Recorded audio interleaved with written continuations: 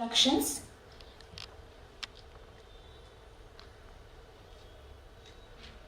Good morning. I will be reading the rules of the competition in English. The competition will be held in English, Hindi and Marathi. The contestants should mention their participant code and their topic before commencing the speech. Contestants from senior group shall be allotted time 8 minutes for speech and warning shall be given after completion of 6 minutes. Contestants should not refer to any notes, papers or reference materials while speaking. If a contestant is found referring to such materials, they will be eliminated from the competition. Contestant must not behave in any manner disruptive to the contestant delivering their speech. Top 15 contestants will be selected from the primary round. Final round of self-debate will be conducted amongst the finalists. Decision made by the judges will be final and binding. Contestants are expected to obey all other rules as specified by the organizers from time to time. Contestants present for day 1 should also be present for day 2 of the competition, as the finalists will be declared on day 2 before the final round. And lastly, please do not remove the mic from the stand while speaking. Thank you. नमस्कार, मैं competition के नियमों का अनुवाद हिंदी में करूंगी। प्रतिभागी मराठी, हिंदी और अंग्रेजी में से किसी एक भी भाषा में अपना वक्तव्य प्रस्तुत कर सकते हैं। भाषण शुरू होने से पहले प्रत्येक प्रतिभागी को अपना प्रतिभागी अनुक्रमांक और चुने हुए विषयों को स्पष्ट रूप से बताना होगा। प्रतिभागी को 8 मिनट का समय दिया जाएगा और 6 मिनट समाप्त होने पर उन्हें सूचित किया जाएगा। प्रतिभागी भाषण के दौरान संदर्भ के लिए किसी भी प्रकार की सामग्री अपने पास नहीं रख सकते। यदि भाषण के दौरान वे ऐसी कोई भी सामग्री की मदद ले पाए गए, उन्हें तुरंत प्रतियोगिता से बाहर किया जाएगा। अन्य प्रतिभागियों द्वारा ऐसा कोई व्यवहार नहीं किया जाना चाहिए जिससे बोलते प्रतिभागी को प्रदर्शन में बाधा आए। पहले 15 प्रतिभागियों को प्राथमिक दौर से चुना जाएगा। संवाद का अंतिम दौर इन 15 प्रतिभागियों के बीच होगा। परीक्षकों का निर्णय अंतिम और बंधनकारक होगा। उपरोक्त नियमों के अतिरिक्त आयोजकों द्वारा समय समय पर दिए गए निर्देशों का पालन कीजिए। अंतिम दौर में भाग लेने वाले प्रतियोगियों का नाम दूसरे दिन अंतिम दौर के ठीक पहले बताया जाएगा। इसी कारणवश पहले दिन उपस्थित प्रतिभागियों को दूसरे दिन भी उपस्थित होना अनिवार्य है। भाषण देते समय माइक स्टैंड से निकालकर हाथ में ना रखें। धन्यवाद।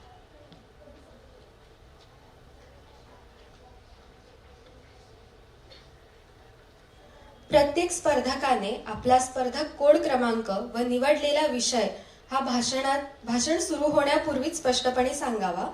वरिष्ठ गटाच्या स्पर्धकांना 8 मिनिटाचा वेळ देण्यात येईल। यात 6 मिनिटांनंतर पूर्वसूचना देण्यात येईल। स्पर्धकांनी भाषणाच्या वेळी कोणताही कागद, चिठ्ठी किंवा संदर्भासाठी अन्य कोणताही मजकूर सोबत बाळगू नये। अशा प्रकारचा मजकूर भाषणादरम्यान स्पर्धकाकडे आढळल्यास त्याला किंवा तिला स्पर्धेतून बाद करण्यात येईल। इतर स्पर्धकांचे वागणे बोलत असणाऱ्या स्पर्धकास त्रासदायक नसावे। सादरीकरण करत असलेल्या स्पर्धकाला व्यत्यय येईल अशा प्रकारचे कोणतेही वर्तन इतर स्पर्धकांनी करू नये। प्राथमिक फेरीतून 15 सर्वोत्तम स्पर्धक निवडून त्यांची संवाद ही अंतिम फेरी घेण्यात येईल। परीक्षकांचा निर्णय अंतिम व बंधनकारक राहील। उपरोक्त नियमांव्यतिरिक्त संयोजकांनी वेळोवेळी केलेल्या सूचनांचे पालन करणे अपेक्षित आहे। सर्व स्पर्धकांनी स्पर्धेच्या दुसऱ्या दिवशी उपस्थित राहणे अपेक्षित आहे, कारण या स्पर्धेच्या अंतिम फेरीत गेलेल्या स्पर्धकांची नावे ही दुसऱ्या दिवशी जाहीर करण्यात येतील। स्पर्धकाने बोलताना हातात माईक घेऊन बोलू नये, माईक स्टँडचाच वापर करावा। धन्यवाद। We will start with the competition now. First participant, code number 1, please come on the stage. After that, code number 3, be ready.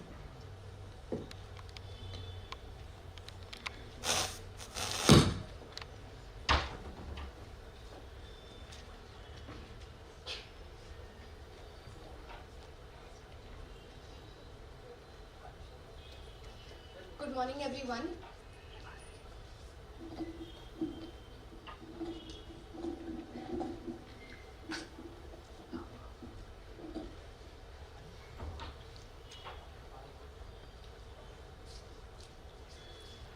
Good morning, everyone. I am participant number 1, speaking on the topic of the 4th Industrial Revolution, the leap into the unknown. We are living in an age with self-driving cars going on streets, We are living in an age where surgeries are being remotely performed by using robotic arms. Have you ever wondered that will a robot like Chitti from the movie Atherian ever become a reality? Well, it surely can. It surely can in the era of the fourth industrial revolution. Now also imagine a 3D house being printed in less than 24 hours, saving the very, very potent housing crisis in many countries. Imagine that you are being transported from Mumbai to Pune in less than 30 minutes by hyperpool trains. Now also imagine that you are sending and controlling a device with merely your thoughts. No, my friends, this is not just some mere ideas of a sci-fi novel or some distant possibilities. These are actual projects which are happening in companies right now and being tested on real people. Now, when we are going in such a transformative stage, when we are on a realm of a revolution, what we must ask ourselves that are we really capable of embracing the change which this revolution is posing us? We must also remember that while we are celebrating these technological advances, we must know that not everyone is enjoying this benefit equally. A Michelson report reveals that around 800 million people are going to lose their job by 2030 globally due to automation. Why is this so? Because automation will be increased in traditional industries like manufacturing and retail, and there will be a big wage gap between highly technical and skilled workers and the rest of the society who is not well equipped with these skills. The second important point to note here is that when such a divide exists, when such a wage gap exists, there will be a increased gap of wealth in the society. So what will happen as a consequence is the retention of wealth and the retention of power in the chosen few. This is the distinct difference that we must keep into mind when we are talking about transformative changes, that economic and social inequality will rise. The second most important thing which we must talk about is emerging changes, because we are on the forefront of the consequences when such technologies emerge. Now, what are these changes? AI generated or morphed images, deepfake videos. This is a reality, and they have the potential to harm the society or manipulate and cause potential disruption in the society. Well, now it is high time that we talk about the global pervasive pandemic that we all are facing. No, my friends, it's not the COVID-19 pandemic, it's the social media. Social media initially created to establish meaningful networks, to create networks beyond the geographical limits. What does it stand today? It is a breeding ground for misinformation. It is a breeding ground for having sort of information which cannot be checked thoroughly. Secondly, it also might lead to identity crisis due to over digital abuse. Now, one more important thing to note here are cases like the famous Facebook Cambridge Analytica scandal, where personal information of thousands was used to manipulate them during elections. We can also see platforms like Instagram and TikTok where teenagers are exposed to various cyberbullying methods, leading them to face various consequences like suicide or depression. Now, when talking about this, one more factor which we cannot overlook are the health impacts of this technological revolution. We are having something called as a computer eye syndrome, where high exposure to the screens are straining our eyes. There is something called as the tech neck, where we are having significant neck and back problems. It's not only physical, it's also costing our emotional well-being. We are feeling more, due to the overexposure to the digital and the virtual environment, we are having feelings of loneliness, anxiety, isolation, or even depression. So, when we also take into consideration that our cognitive abilities are being hampered, our attention span in this real generation is being reduced to merely 8 seconds, it is very, very important to note that these impacts cannot be overlooked. Now, one more thing to be noted here is that our current laws, nationally and internationally, are not capable enough to handle these cases on a real-time basis. The pace of advancements is so big that all our data protection bills, our IT laws, and even international conventions cannot be amended on a real-time basis. So what is the way forward is the question.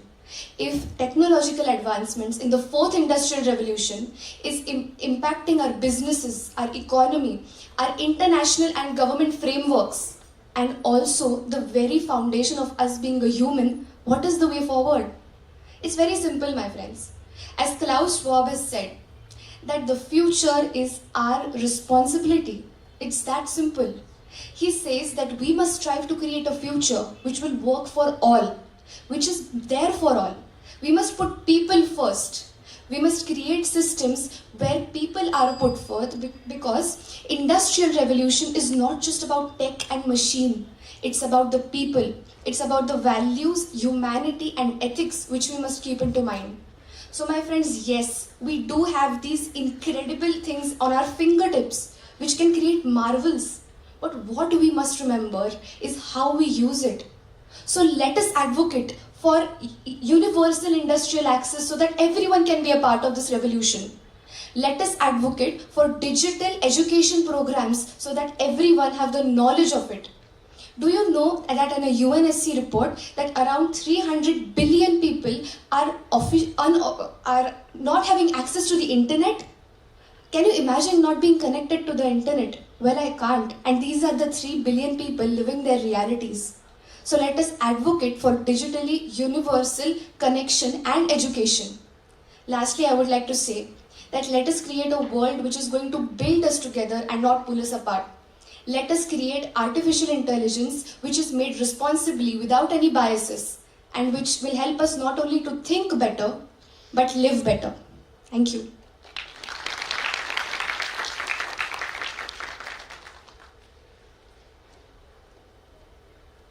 Time taken by the participant 7 minutes and 14 seconds. Now, code number 3, please come on the stage. After that, code number 4, be ready.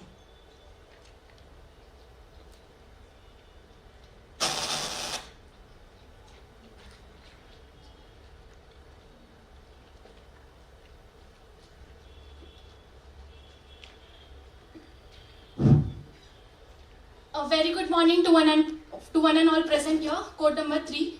Today, I stand before you to discuss a topic that resonates deeply within our society. Vikarna's unheard voice, the reflection of societal injustices. Today, I stand before you not to recount the epic Mahabharata, but to delve into the chilling silence that suffocated a forgotten soul. Vikarna, a valiant brother of Duryodhan. Imagine, if you will, a world where truth is a whisper, drowned out by the deafening roar of power and greed. In this world stood Vikarna, a lone beacon of courage, daring to challenge the very foundations of his opulent yet morally bankrupt kingdom. Vikarna, a character from Mahabharata, represents the often silenced voices present in our society. His protests during the infamous dice game highlight the themes of societal injustices and the struggle for dignity, which are alarmingly relevant today. Vikarna, the son of Aryaputra Dhritarashtra, is often overshadowed by his prominent brothers. However, he stands out for his moral courage when he speaks against the humiliation of Draupadi, known as Vastraharan. During the infamous dice game, when Draupadi is dragged into the court, Vikarna is one of the few who dares to voice his dissent. He questions the actions of his brothers and challenges the morality of their decisions. With a voice trembling with righteous anger, he condemned his brother's deceit, his father's blindfold indifference, and the impending doom that hung heavy over their heads. But as his words, like a fragile bird against the raging storm, were swept aside, met with scorn, dismissed as the ramblings of a naive youth, Vikarna's voice was silenced, his spirit crushed. My dear friends, today we witness various societal injustices ranging from caste discrimination to gender equality. The voices of the marginalized often go unheard, much as like that of Vikarna's in the court of Hastinapur. Vikatar's voice symbolizes the struggle against societal injustices. However, his actions remind us that even in the face of overwhelming power, one can stand up for what is right. Yet, how many Vikarnas do we have today, silenced by societal norms and structures? This, my friends, is not a tale confined to the pages of ancient mythology. This is a chilling reflection of the injustices that continue to plague our own society, like the deafening silence that marginalized Dalits, who despite of lofty promises of equality, continue to languish in the shadows of discrimination. Their voices choked by the suffocating weight of centuries-old prejudices. I remember visiting a village in rural India where Dalit children were barred from entering the main temple. The sight of their bewildered, hurt eyes still taunts me. A stark reminder of how deeply rooted prejudices continue to poison our society. The chilling fear that grips those who dare to speak truth to power, journalists and activists, brave souls who continue to illuminate the dark corners of our society, often faces the wrath of those in power. I recall reading about a journalist who was threatened and harassed for exposing a government scam. Their unwavering courage, despite severe dangers, serves as a beacon of hope, a testament to the enduring power of truth. The crushing weight of the indifference that suffocates the voice of a voiceless, farmers, the backbone of a nation, who toil tirelessly, only to be met with a callous disregard and brutal suppression. I remember seeing images of farmers whose faces itched with despair, yet protesting peacefully, only to be met with a barrage of tear gas and batons.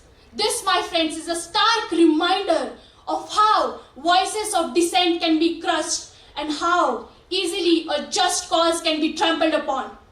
When we talk about gender equality, it reminds me of a quote.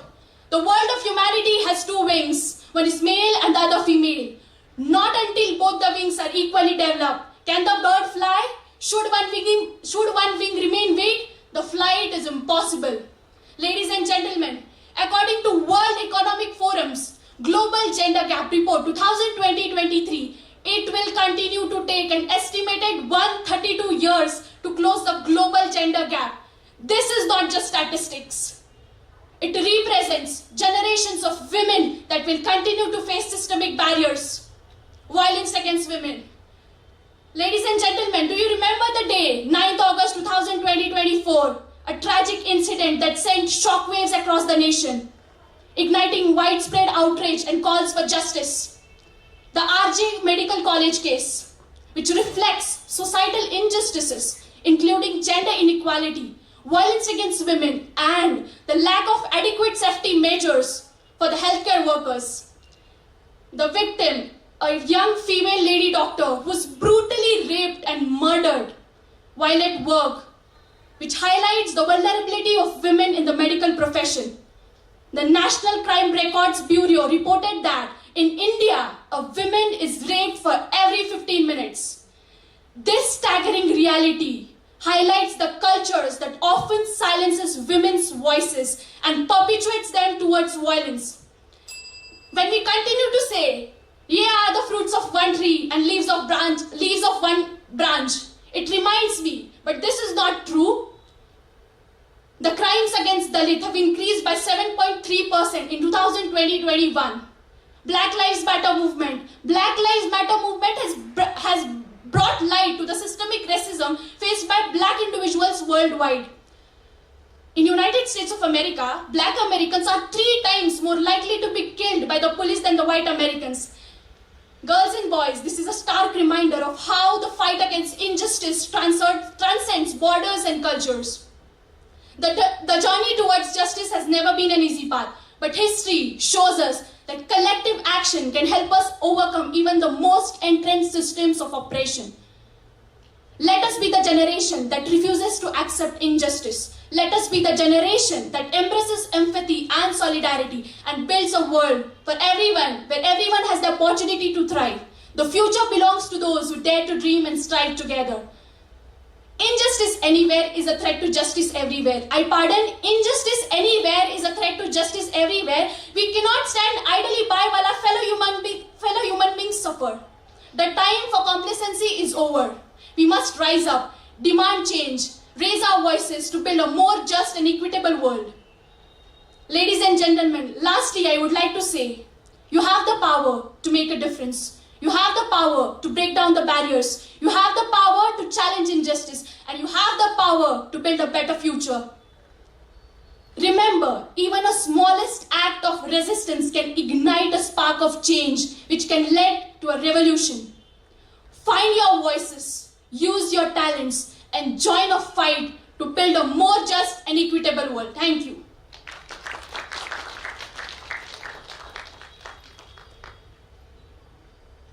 Time taken by the participant, 7 minutes and 57 seconds. Now, code number 4. After that, code number 5. Please be ready.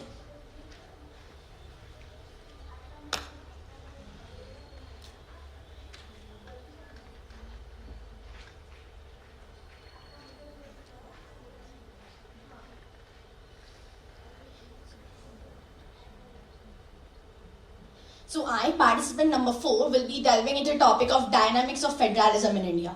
The Indian federalism is like a grand orchestra, where each state is a unique instrument and a union is the conductor. But what happens when instruments refuse to harmonize and challenges the authority of the state? In early 1950s, a man named Potti Shiramadu, he fasted for 58 days, demanding a separate state for Telugu-speaking people. His death ignited a mass agitation across the country, which forced the government to carve out Andhra Pradesh. But with it brings a lingering question. How far can states go in asserting their identities without disrupting the unity of the nation? Till 1935, we had unitary form of government. The Government of India Act of 1935 envisaged a federal structure. For the first time, it introduced the word federation. The Government of India Act of 1919 has already devolved certain amount of power to the states, but the federal system in India is a result of the devolution of power and not an agreement between the constituent states and the units. The center gave certain powers and responsibilities to the constituent states. The framers of the Indian Constitution, they wanted a federal structure with a unitary tilt. They wanted a federation where vast number of identities and the states could be accommodated with. As we know, this was a country with vice-versa tendencies. The word federation and federal isn't included in any article of the Indian Constitution. The framers of the Indian Constitution has used the word union. Article 1 of the Indian Constitution states, India, that is Bharat, shall be union of states. Till 1967, we were not able to implement the federal principle because of the one-party dominance. But later, because of many governments were toppled at the state level, using Article 356, the internal emergency was imposed. At that time, the ministers of state for the first time realized the importance of federalism in India. This brought, on the heels of 1989 parliamentary elections, the advent of multi-party system. After which we got the 73rd and 74th Amendment Act, which led to decentralization at the state level, which on the one hand strengthened the democracy, but on the other hand also created conflicts at the federal level because two different governments were working at the two different levels. Later on, as we know, but diversity is the ability to think independently but together. We have 28 states and 8 union territories today, but many conflicts still exist. The language is the foremost issue today. Language exerts a hidden power, just like moon on the tides. We do not have any particular national language, but Article 343 do states that Hindi in the Devanagari script shall be the official language of the country. The recent controversy was related to the draft of NEP 2020, which proposed the 3-language formula, which proposed compulsory Hindi learning, which sparked protests across the political spectrum in the Tamil Nadu. DMK and the parties, they togetherly opposed the Hindi move, and which led to the dropping of this recommendation from the National Education Policy 2020. Further, water. Water is one of the most disputed issue in the federal history of India. Whether it is a Kaveri water dispute, Godavari water dispute, Tista water dispute, it has always been very heated topic. There are delays in decision making because of which people suffer. Water is a shared resource. It links states, but because of water scarcity and water competing demands, there is always conflict. The Kaveri water dispute between the Tamil Nadu and Karnataka government has persisted since 1970s. Finally, some intervention was done in 1980s. But further, we have more problems to come. The major power of drawing and redrawing of the boundaries of the state is with the parliament. But in case of Telangana in 2014, when it was disintegrated, when it was carved out of Andhra Pradesh, no such consent was taken from the state legislature. And this was the turning point in Indian federalism. For the first time in Indian history, such move was done without any negotiation with the stakeholders of the region concerned. We have many issues which are leading to the federal conflicts among the states as well as between the center and states. But we have solutions as well. For example, there are many interstate councils been set up. We have ADR, alternative dispute resolutions. We have e-lok adalats, panchayati raj institutions. But still, we have way to go forward. The major theme is that federalism in India has been dynamic since the commencement of the Indian Constitution. It has been changing from time to time, whether it is one-party dominance to the coalition government system. We have been adaptive, mostly in the fiscal matters. For example, the GST, which is a recent reform in the fiscal history of India, where states can impose their own taxes and center its own as to maintain the fiscal autonomy of the country at the state level. Further, we have more disputes to come, as we know the recent hot topics of Uniform Civil Code as well as the One Nation, One Election, which will affect federalism in India in the near future. So, the Supreme Court has always been active in this area, from S.R. Bommai judgment of 1994 to the recent NCT Delhi case, where it talked about how the states and the center should work together in order to achieve the common objective, because without working together in cooperation and harmony, no states and center, they can achieve the common goal of the people. The people are the ultimate sufferers. Mostly, they emphasized, the Supreme Court, it has stated in the S.R. Bommai case that federalism is a basic structure of the Indian Constitution. It further stated that the central government and the state government, they have to evolve a solution. They have to come together in order to do work, so that a collaborative federalism, emphasizing on the collaborative and cooperative federalism, is which will bring about transparency and accountability in the system. Lastly, I would like to say what Henry Ford once said, and I quote, he said, "Coming together is the beginning, keeping together is working, and working together is the success." Thank you so much.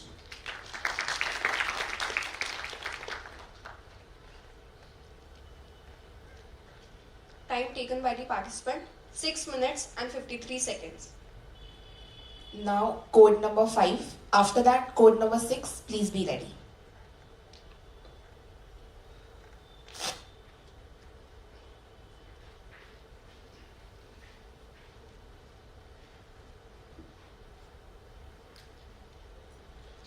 आजच्या दिवशी येथे उपस्थित असणाऱ्या विचारवंतांसमोर वंदनीय राष्ट्रसंत तुकडोजी महाराज, ज्यांना या सद्य परिस्थितीची जाणीव जवळजवळ 60 वर्षाआधीच झाली होती, त्यांच्या या 4 ओळी सादर करून मी माझ्या भाषणास सुरुवात करते. कदाचित या ओळी सांगितल्यानंतर मला माझा विषय दिखाऊ राहणीमानाचे सोंग कर्जधारित अर्थव्यवस्था पाळवत आहे का यावरती बोलणं सोपं जाईल.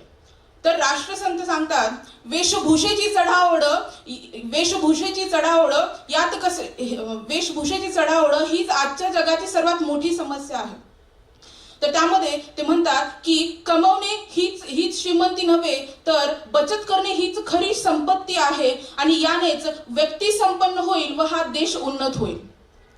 मग आजच्या या ठिकाणी आदरणीय व्यासपीठावर उपस्थित मान्यवर, आयुर्वेदाचे आराध्यदैवत भगवान धन्वंतरी आणि या देशाची दशा आणि दिशा बदलण्याचं सामर्थ्य ठेवणारा उपस्थित युवा वर्ग, मी माझ्या विषयाच्या सुरुवातीलाच अत्यंत ज्वलन आणि तितकंच अव्यवहार्य उदाहरण आपल्यासमोर मांडण्याचं धाडस करत आहे.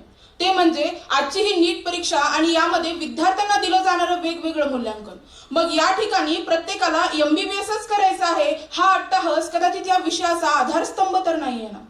त्या विद्यार्थ्यांनी त्यांची कुवत, त्यांचं कौशल्य यानुसार एखादं असं क्षेत्र का बरं निवडू नये की त्याच्यामध्ये ते कदाचित यापेक्षाही जास्त उच्च पदावरती जातील. मग याच गोष्टीची समज नसणारे लोक या खाजगी महाविद्यालयामध्ये शिक्षणासाठी म्हणून कर्ज काढायला लागतात आणि या सर्वांचाच परिणाम की काय, पुढे जाऊन तेच विद्यार्थी आयुष्य जगण्यासाठी कर्ज काढायला लागतात. आणि मग या ठिकाणी जेव्हा या सगळ्या गोष्टींचा आपण विचार करतो त्यावेळेस हा सगळा या दिखाऊ राहणीमानाचा तरी परिणाम नाहीये ना असा प्रश्न कुठेतरी मनामध्ये येऊन जातो. दिखाऊपणा हे एक इतकं गोंडस बाळसं आहे की आपल्याला कधी समजतच नाही त्याला जवळ ठेवायचं की आपल्यापासून दूर करायचं. हे सगळं असं असताना गावामध्ये ज्या ठिकाणी शिक्षण, आरोग्य, शेती, व्यवसाय अशा गोष्टींमध्ये गुंतवणुकीची गरज असताना आपण मात्र आपल्या भौतिक सुख सुविधांसाठी तो पैसा खर्च करतो. एका शेतकऱ्याच्या घरी शेणाने सारवलेल्या खोलीची गरज शेतमाल साठवण्यासाठी आहे हे आपल्याला समजत असूनही आपण मात्र तिथे टाईल्स उभा करतो आणि अशा कारणांनी मग त्या शेतमालातून येणाऱ्या पैशांचं पुढच्या पेरणीपर्यंतचं नियोजन आपण कुठेतरी बिघडवून टाकतो. आधीच्या काळी घरातला कर्ता पुरुष महिन्याच्या सुरुवातीला स्त्रियांना सांगायचा की तुम्हाला महिनाभरासाठी ज्या ज्या गोष्टी लागणार आहेत त्यांची एक यादी करून तुम्ही आम्हाला द्या, तुम्ही मला द्या आणि एकदा का मी हे सामान आणलं तर पुन्हा महिनाभर तुम्हाला काही मिळणार नाही बरं का. अशी वक्तव्य आमची आजी आजोबा आम्हाला सांगायची. आणि मग ती स्त्री म्हणजे आमची आई तिला महिनाभरासाठी काय काय लागणार आहे आणि आधीचं काय शिल्लक आहे याचं एक उत्तम गणित घालून ती यादी तयार करायची. आणि इतकं करूनही जेव्हा एखाद्या महिन्याला थोडासा खर्च जास्त आला की आमचे बाबा आईला आवर्जून विचारायचे त्यावेळेस तिचं उत्तर असायचं की या महिन्यामध्ये हा सण होता ना, कदाचित यामुळे थोडासा खर्च जास्त आला असेल. मग इतक्या सूक्ष्म नियोजन करणाऱ्या देशाच्या संस्कृतीत राहणारे आम्ही लोक आज कुठेतरी दिखाऊपणासाठी म्हणून किंवा आम्हाला मजा वाटते म्हणून त्या मोठ्या मोठ्या शॉपिंग मॉल्स मध्ये जातो आणि गरज नसताना इतक्या साऱ्या गोष्टी आपण घेऊन येतो आणि कदाचित त्या पुढे महिनाभर वापरल्याही जात नाहीत आणि परत पुढच्या वेळेस आपण त्याच वस्तू आणतो. आणि याच कारणामुळे की काय आज घरामध्ये माणसांपेक्षा जास्त स्टोअरसाठी जागा लागायला लागली. एक साधं उदाहरण आहे, समजा एका घरामध्ये महिन्याला 50 ग्रॅम इतक्याच टूथपेस्टची गरज आहे आणि आपण मात्र या मॉल्समध्ये जाऊन कुठेतरी 2 रुपयांची बचत होते म्हणून 300 ग्रॅमची टूप घेऊन येतो. 50 ग्रॅम पर मंथ या हिशोबाने कधी ती 6 महिने जातही नाही, या उलट 3 महिन्यातच संपते. मग याला दिखाऊपणाचं सोम म्हणू नये तर आणखी काय म्हणा. आणि यामुळे आपण कर्जबाजारी होणार नाही तर मग काही संपन्न होणार आहोत का. आणि हे सगळं समाजामध्ये कुठेतरी सुरू असतानाच आजच्या घडीला दिखाऊ सोहळ्यांचं प्रमाण ही खूप वाढायला लागले. आज लग्न होईपर्यंत मुलं मुली कमवायला लागतात आणि मग कुठेतरी हे सो कॉल्ड हाय सोसायटी स्टँडर्ड्स मॅच करायचे म्हणून आमचंही लग्न एखाद्या फिल्म स्टार सारखं व्हावं असं त्यांना वाटायला लागतं आणि मग इथे ते पैशांची उधळपट्टी करायला लागतात. आणि हा सगळा खर्च जेव्हा त्यांच्या दररोजच्या कमाईतून निघत नाही तेव्हा मात्र ते कर्ज काढण्याच्या मार्गावर जातात. महोदय, कर्ज हे आधीही काढलं जायचं आणि आताही काढलं जायचं, परंतु आधी अन्न, वस्त्र, निवारा या 3 मूलभूत गोष्टींसाठीच ते काढलं जायचं आणि त्यातूनही फक्त अन्न आणि निवाराच. कारण वस्त्र म्हणजे कपडे ही तर दिवाळ सणाला आणि लग्न समारंभाच्या वेळीच खरेदी केली जायची. परंतु आज आपल्या घरी कपाटामध्ये जागा पुरणार नाही इतके कपडे असूनही आपण विनाकारण त्यांची खरेदी करतोय. आधीच्या काळी पब्लिक ट्रान्सपोर्टचा वापर आवर्जून केला जायचा, परंतु आज प्रत्येकाला त्याच्या घरी महागडी बाईक आणि कार ही हवीच आहे. मग आपली येण्या जाण्याची सोय भागवेल इतक्याच किमतीची बाईक न घेता हा अवाढव्य खर्च करून आपण त्या रेसिंग बाईक्स का बरं घ्यायच्या. आणि खरंच गरज नसेल तर हा सबंध प्रवास आपण सायकलवरच का करू नये. मग हे आपल्या आणि या निसर्गाच्या हेल्थसाठी चांगलं असणार नाही का. या सर्व प्रश्नावरती कुठेतरी विचार करण्याची आज गरज आहे. कारण आपलं हे दिखाऊ राहणीमान आणि त्यामुळे काढलं जाणारं कर्ज या संपूर्ण गोष्टींचा परिणाम कुठेतरी आपल्या देशाच्या इकॉनॉमीवर व्हायला लागलाय. एक साधी गोष्ट आहे, जेव्हा आपण एखाद्या बँकमधून कर्ज काढतो आणि ते भरण्यास अपयशी ठरतो तेव्हा त्या बँकचे क्रेडिट्स डाऊन होतात किंवा हेच कर्ज काढत असताना काही वेळी कोलॅटरल्स ठेवले जातात आणि जेव्हा आपण हे कर्ज भरण्यात अयशस्वी ठरतो तेव्हा त्या कोलॅटरलच्या जप्तीच्या वेळेस त्यांची आधीची किंमत आणि जप्तीच्या वेळची किंमत यामध्ये कुठेतरी घट होते आणि मग या कोऑपरेटिव्ह बँक्सचं नुकसान व्हायला लागतं. आणि मग अशा कारणाने या छोट्या छोट्या बँक बंद पडायला लागतात. या सर्वांचा परिणाम आपल्याला आपल्या इकॉनॉमी आणि GDP वरती तर दिसून येतोच, परंतु ज्या व्यक्तींना खरंच या लोनची गरज आहे किंवा ज्यांना एखादा उद्योग व्यवसाय सुरू करायचा आहे त्यांच्यापर्यंत मात्र हे पोहोचत नाही. आणि अशाच कारणामुळे की काय समाजामध्ये अनएम्प्लॉयमेंट सारख्या समस्या वाढायला लागलेल्या आहेत. दिनांक 10 मे 2024 रोजी चेन्नई येथील एका 33 वर्षीय तरुणाने इन्स्टंट लोन ॲपद्वारे दिल्या जाणाऱ्या मानसिक त्रासाला कंटाळून आत्महत्या केली. 2018 पासून ते 2023-24 पर्यंत हा आत्महत्येचा दर आपल्या देशामध्ये 4.2% पासून जवळजवळ 28% वाढलेला आहे. मग या सर्वामागचं कारण 100% हा कर्जबाजारीपणा आहे असं जरी नसलं तरी या दिखाऊ राहणीमानामुळे होणारा मानसिक त्रास हे नक्कीच असू शकतं. आणि ही परिस्थिती जर अशीच चालत राहिली ना तर जगामध्ये 5व्या क्रमांकावर असलेली आपली ही इकॉनॉमी 15व्या क्रमांकावर येण्यास काही वेळ लागणार नाही. मग या सर्व गोष्टीवर उपाय काय तर एकच वाक्य, साधी राहणी आणि उच्च विचार. या वाक्याचं आचरण आपण आपल्या जीवनामध्ये करूया. आपली भारतीय संस्कृती आणि विश्वशांती हिला त्या पश्चिमी तटावरती नेऊन पोहोचवणारे स्वामी विवेकानंद जेव्हा पहिल्यांदा शिकागोमध्ये गेले होते तेव्हा त्यांच्याही वेशभूषेवरून त्या परकीयांनी त्यांचा मजाक उडवला होता. परंतु त्या सर्व धर्म परिषदेतील भाषणाच्या अगदी पहिले 5 शब्द ऐकून हेच लोक उठून त्यांची प्रशंसा करू लागले आणि ते शब्द होते sisters and brothers of America. मग स्वामी विवेकानंदांचं संपूर्ण जीवन हे एक साधी राहणी आणि उच्च विचारांचंच प्रतीक आहे. दुसरी गोष्ट अशी की जर तुम्हाला जास्तच गरज असेल तरच कर्ज काढा आणि तेही प्रोडक्टिव्ह लोन्स काढा. वायफळ गोष्टींवरती ते खर्च करू नका. आणि हे जर आपण या सगळ्या गोष्टी जर विचारात घेतल्या तर आपला देश नक्कीच येत्या काही दिवसामध्ये या जगातील नंबर 1 इकॉनॉमी बनेल. कारण त्या 4थ्या क्रमांकावरून पहिल्या क्रमांकावरचा 5व्यावरून पहिल्यावरचा जो रस्ता आहे ना त्यावरील आपणच हे छोटे छोटे बूस्टर्स आहोत हे आपण लक्षात घेतलं पाहिजे. मी माझ्या व्याख्यानाच्या सुरुवातीलाच म्हटल्याप्रमाणे या देशाची दशा आणि दिशा बदलण्याचं सामर्थ्य ठेवणारा आपण युवा वर्ग आपल्याच हातामध्ये या देशाचे पुढील 50 वर्ष आहेत आणि म्हणूनच आपण या सर्व गोष्टींचं आचरण करूया. धन्यवाद. जय Hind. Thank you.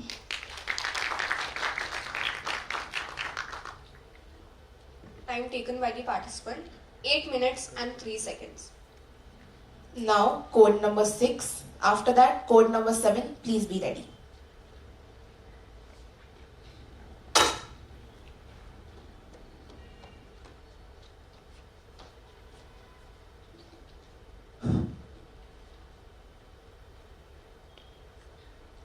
Good morning everyone.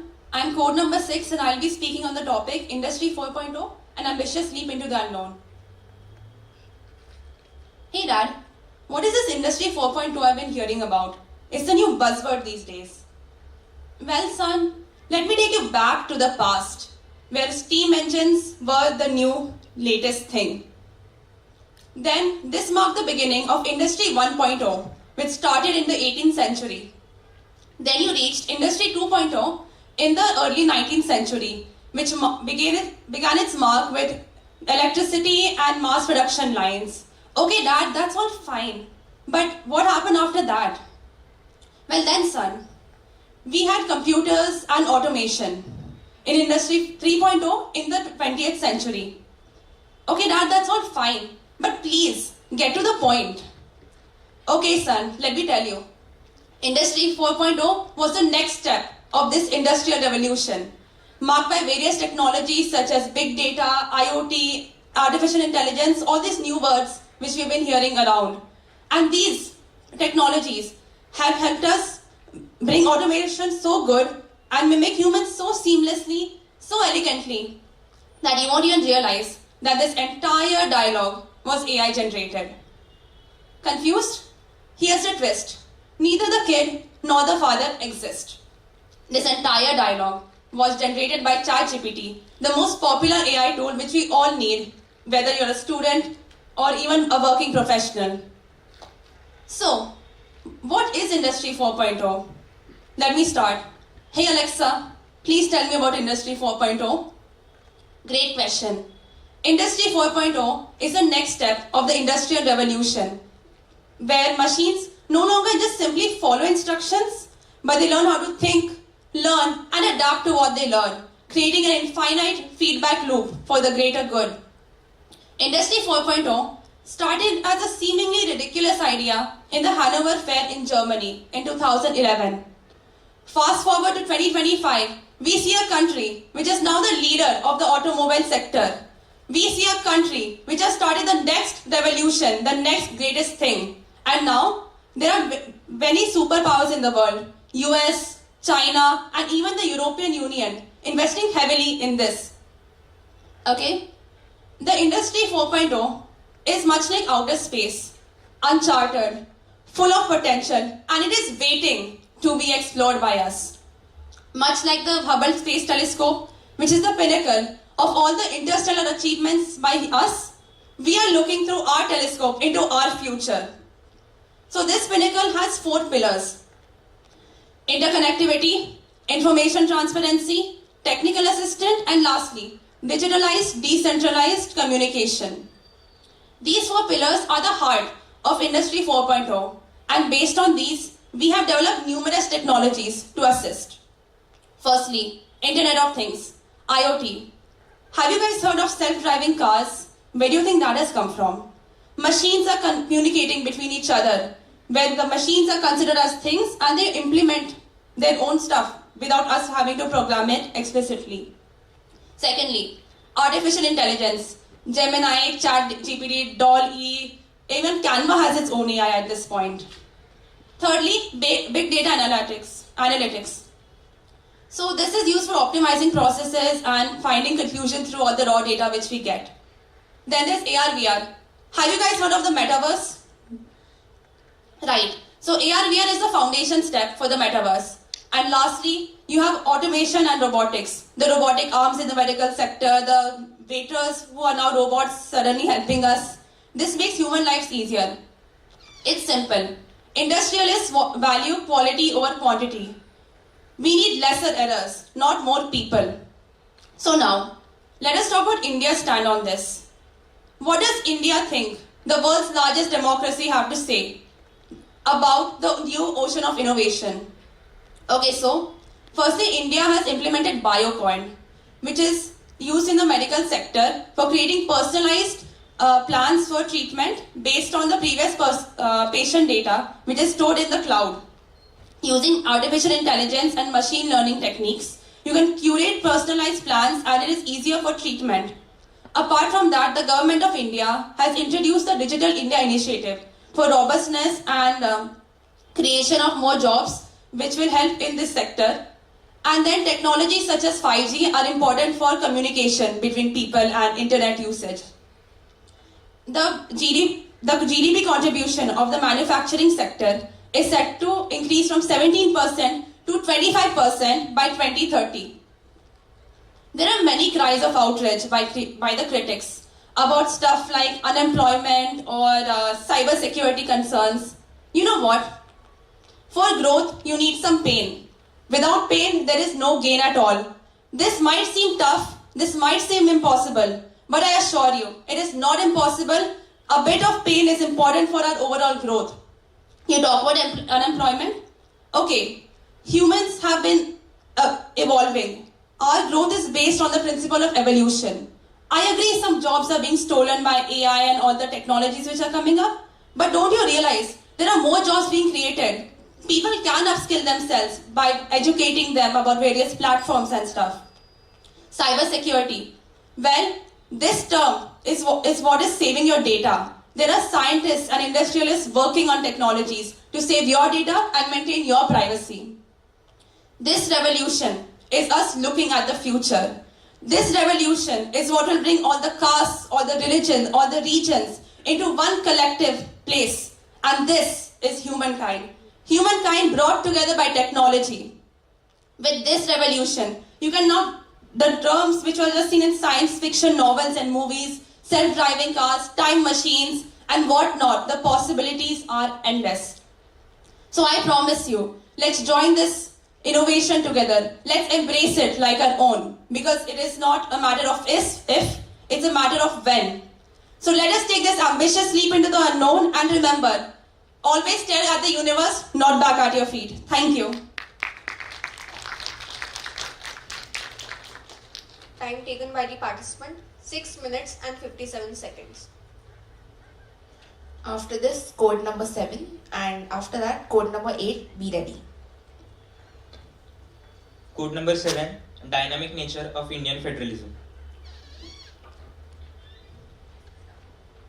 In the entire course of world history, if we look at India, India sounds to be unparalleled with any another nation. Because here, the freedom struggle was inseparably tied with the nation building movement as well. And to build any political institution, we need to understand the context of for structuring and for its functioning as well. Yes, we can agree to the fact that Mahatma Gandhi was the one who understood the pulse of the nation, and he gave us the new ethos of Gram Swaraj and Swadeshi economic model. But while framing the constitution, there were a lot of things going around. Be it the end of the World War II, or the origin of the Cold War, or the nation was being divided on the communal lines, and the socio-economic condition of the nation as well. This diversity indirectly forced the parliament or the constituent assembly to adopt the parliamentary form of government with the federal spirit. Yes, these two governments, these two types are being inspired from the British and American polities. But at the same time, by implementing, we have our own style of implementing it. Yes, in the transitional period, after post-1950, there were a lot of things going around. There were voices coming out for separate demands of states. During that time in 1948, the S.K Committee was established by Pandit Jawaharlal Nehru, and to analyze the feasibility of the demand. The S.K Committee suggested that the formation of the states must be on the administrative lines and not on the linguistic basis. But there was a lot of resentment among the Congress members, and that's why another 3-member committee was being established of Jawaharlal Nehru, Vallabhbhai Patel and Pittabhi Sitaramaiah, which popularly known as JVP Committee. And again it projected a report and said and completely rejected the formation of the states on linguistic basis. But again a large agitation began in 1953 after that hunger strike death of a congressman. The parliament was forced to act, and the Faiz Ali Commission was decided for the reorganization of the state. And Faiz Ali Commission gave us rules and regulations and provisions for formation of the states, where it accepted the language as one of the factors for the formation of the state, but it completely rejected one language, one state issue. And when we come to know that after that process, till now in 2014, the Telangana state was formed. So it's an entire big process. But here I want to tell you, the journey of these states was not merely about asserting their own identities. It is a tapestry woven with diverse and complex facets, from linguistic aspirations to cultural pride, from economic autonomy to administrative challenges. Now, while understanding it, we get to understand the depth of India's federal spirit. Yes, in this entire journey, there have been lots of unresolved conflicts and unresolved tensions, which makes it a smoldering chapter of state conflicts. Be it issues like boundary dispute issues, water sharing disagreements, or a demand for greater autonomy, which makes us realize how delicate it is to maintain the unity and diversity, which are the main features of our Indian Federation. Here, for this, it is not like Indian governments have not tried to solve these issues, but while solving these issues, they haven't been sufficient enough. Like for the Yamuna Satluj issue or the Kaveri water issue, there have been acts like River Boards Act or Interstate Water Disputes Act, but they haven't been sufficient enough to solve it. I personally feel that we need a comprehensive approach existing beyond these legislative frameworks. For that, we need a continuous dialogue, and for that dialogue, we need the real challenge here is the cooperative federalism. We need to be cooperate with each other. A continuous dialogue can solve a lot of issues. Thinking from the president's point of view, president under Article 131 has the right to establish interstate councils, but these interstate councils are just advisory in nature. Even the 1980s Sakaria Commission recommended to give legal powers to enforce their decision of these committees. And also from Supreme Court's point of view, Supreme Court has the right to intervene in these legal controversies. But recently Supreme Court itself recommended an alternative dispute resolution, like in the cases like Karnataka-Maharashtra dispute or Haryana-Himachal border dispute. They said we need tribunalists who can communicate with each other when there is a continuous dialogue. But for this dialogue, if we try to look back in the early years of our federal journey, during the era of leaders like Nehru and Shastri, we see the love for their democracy and the cordial relationship between the center and the state. But post 1967, that there was a larger demand for the greater autonomy, and also in 1969 the situation even worsened when the Congress got split, combined with the authoritarian leadership of the Congress at that time. Especially it harmed the balance between the center and state, having non-Congress governments. And due to this, there were a due to this, the harmony or the equilibrium of the balance was completely disturbed, which led to Anandpur Sahib resolution and Rajamannar committee in Tamil Nadu, which created a perception among the states that in constitution, states are not getting equal rights and we need amendment to get the tilt of the power to our side. And due to which the Sakaria Commission in 1980s recommended a lot of things. But the Sakaria Commission recommendation were only related to that period itself. But after 1980s, a lot of things changed. There was a continuous, rapidly changing India, which pushed us to appoint another commission, Panchi Commission in 2007, which submitted its report in 2010 in the context of probably the globalization and the increased regionalization. Now, to understand the federal structure, we need to understand the context of globalization as well. Because in the early period of our nation, in 50s to 80s, that was a hyacinth period. That was a hyacinth period for the states as well. But once the globalization, the global market opened up, a lot of things opened up. When chief ministers came to play a key role while getting the private investments into their states. And from the cooperative federalism went down and competitive federalism came up. Due to which there was a lot of competition. Recently in 2009, Atul Kohli reported the situations of the states where some states got richer and richer day by day and some states left behind, which created another layer of the problem in the federal structure of our country.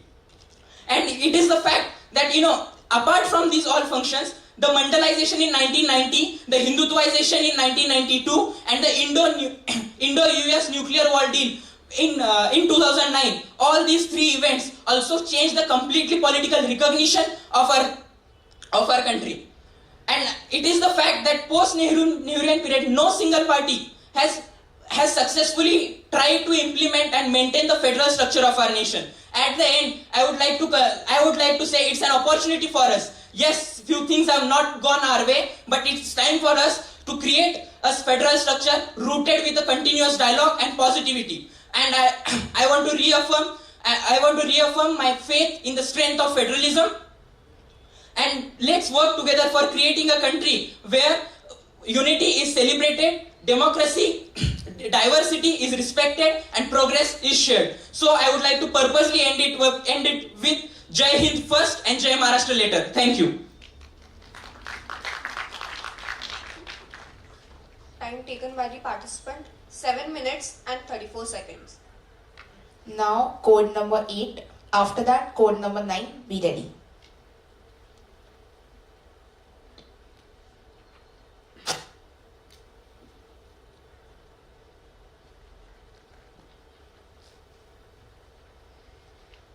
Hello,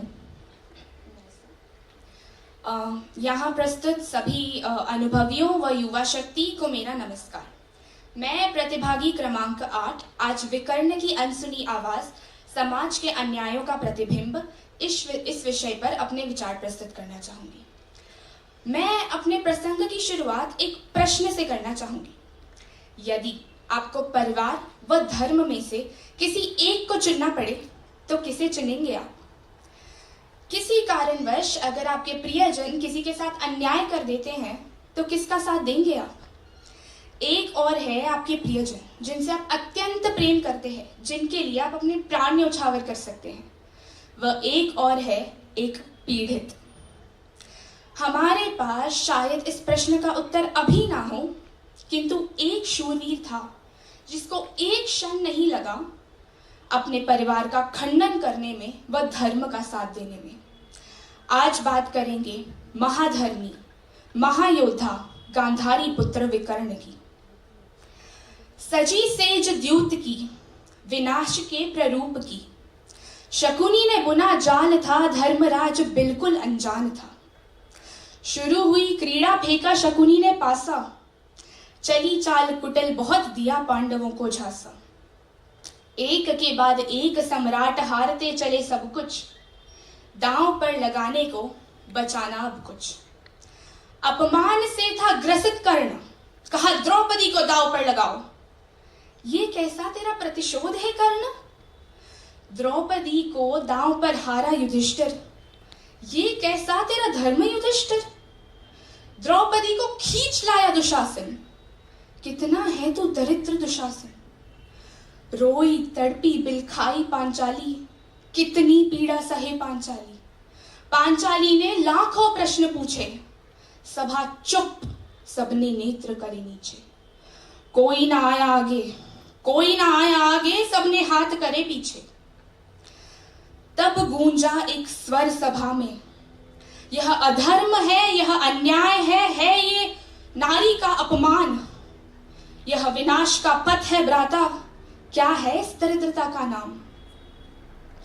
एक ना सुने पापी दुर्योधन, हुआ द्रौपदी का वस्त्र हरण। फिर भी उसने आवाज उठाई थी, इकलौता तू मर्द विकर्ण, इकलौता तू मर्द विकर्ण, इकलौता तू मर्द विकर्ण। विकर्ण केवल एक नाम नहीं, एक विचार है, ऐसा विचार जो हमें बताता है कि परिवार से बढ़कर धर्म है और सत्य की राह पर अकेले चलना भी विजय के बराबर है।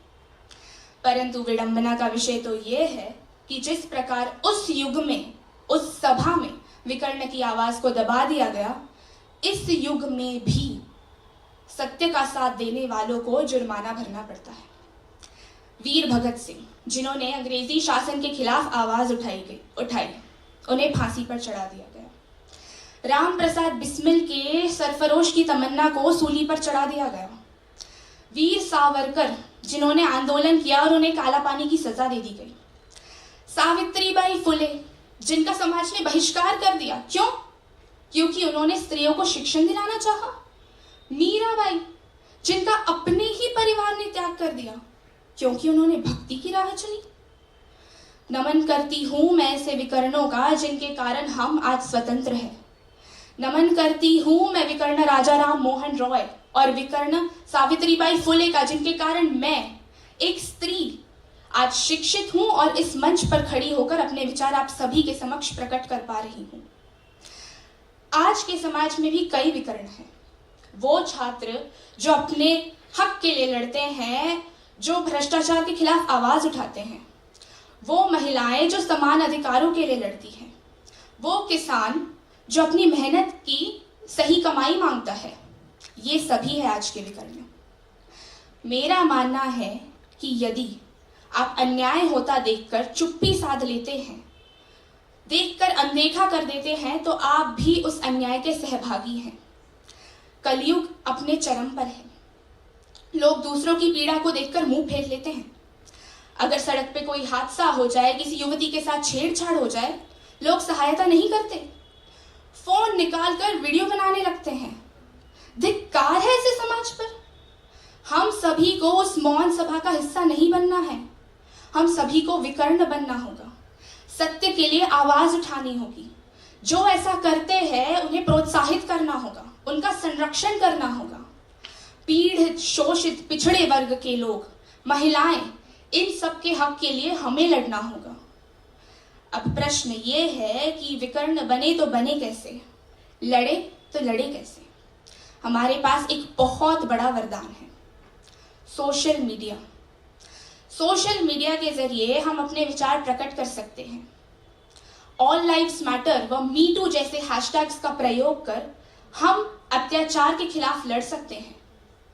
ब्लॉग्स, पोस्ट्स, वीडियोस, इन सभी के द्वारा हम अपने विचार साझा कर जनमत तैयार कर सकते हैं। हम फर्जी खबरों के प्रसार को रोक सकते हैं। इन्हीं सब माध्यमों से हम पीड़ितों की कहानियां दुनिया के सामने लाकर उन्हें न्याय दिला सकते हैं। सिर्फ सोशल मीडिया ही नहीं, हम विद्यालयों में व कार्यालयों में जाकर लोगों को शिक्षण दे सकते हैं व उन्हें सामाजिक अन्यायों के बारे में उनसे लड़ने के लिए प्रोत्साहित कर सकते हैं। हम सभी को विकर्ण बनना होगा। अभी एक प्रतिभागी ने बहुत सारे उदाहरण दिए, जैसे आरजी का मेडिकल केस का उदाहरण दिया। कुछ समय पहले इतना ज्यादा इसके बारे में बात की जा रही थी, इतनी ज्यादा इसके बारे में बात की जा रही थी, इतना ज्यादा इसके बारे में बोला जा रहा था। कहाँ है वो सभी आंदोलनकारी आज? क्यों आज हमारा सोशल मीडिया, हमारा इंस्टाग्राम फीड आरजी करके हैशटैग से नहीं, सिर्फ नॉर्मल वीडियोस से भरा हुआ है? क्यों? क्योंकि हम भूल जाते हैं, हमें भूलना नहीं है, हमें अनदेखा नहीं करना है। राम प्रसाद जी ने बहुत ही अच्छे कुछ शब्द लिखे हैं। समर शेष है नहीं पाप का भागी केवल व्याध, समर शेष है नहीं पाप का भागी केवल व्याध, जो तटस्थ है समय लिखेगा उनके भी अपराध, जो तटस्थ है समय लिखेगा उनके भी अपराध। मैं जानती हूं सच का साथ देना मुश्किल है, परंतु झूठ के साथ मुस्कुराकर भी हमें क्या मिलेगा? क्या उत्तर देंगे हम अपनी आत्मा को, परमात्मा को? इसीलिए अंत में मैं केवल इतना कहना चाहूंगी, जगो, उठो और लड़ो। धन्यवाद।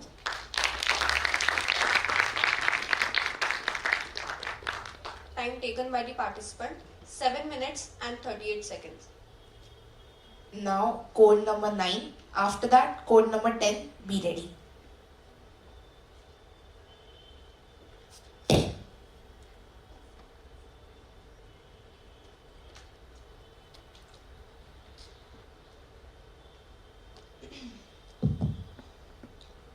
Respected judges, esteemed teachers, and all my dear friends, a very good morning to each and every one of you. I, code number 9, will be talking on the topic, to whom I adjured for some light, even that sun appeared a touch helpless. Well, before beginning, I would like to talk about a book that I was reading on the way. Well, imagine for a moment, there was a man named Monsieur. His mother dies. He doesn't weep, doesn't show the expected sorrow. Instead, he just continues on with his life, almost indifferent. And he doesn't find meaning that my mother died, but he doesn't feel anything. Now, I would like to ask the same question to yourself. How would you react if you were in his position? You would at least feel some sorrow, some grief, some amount of emotion, right? But Monsieur, he doesn't. He just continues on with his life. The book I was reading was The Stranger by Albert Camus. He is a Russian philosopher who basically focuses on the ideas of hopelessness and meaningless in life, and often about the themes of existential crisis. The Monsieur in the book, he doesn't find meaning in his work, his relationships, or even in the murder that he commits later in the book. Well, when he's put on trial, the real crime is not him killing, but his inability or failure to walk according to the societal standards that as a human being, you should feel emotions, you should feel grief, regret, and you should have a purpose in your life. Well, looking at this example, I would like to ask you a question. If life was truly meaningless, how would you choose to live it? Well, for Monsieur, it leads him to a different kind of liberation and freedom. Now, there are two options that the life gives you. First, you can either fall in despair and retreat, or second, it can lead you to a form of liberation and freedom. There's a simple sentence, life has no meaning. Now, somebody might read it like, damn, life has no meaning. But some people might read it, life has no meaning. So it is about the perspective, that how you look at it and how you interpret it. Well, good morning everybody. The topic that to whom I adjured for some light, even that sun appears a touch helpless. Well, to talk about it, I would like to question, why and how is the sun appearing helpless? We all know that sun is the symbol of power, hope, and is the divine source of energy. It gives life to the flora and fauna around. How is that divine source appearing helpless? Well, this might happen not because of the external surroundings, but the struggle, confusion, and despair that happens within us. The problem is not out there, but the problem is within us. Well, what is actually happening in the mind of the speaker? Well, the speaker says that to whom I adjured for some light, even that sun is appearing helpless to me. Well, here the speaker has fell into struggles and confusion of existential crisis.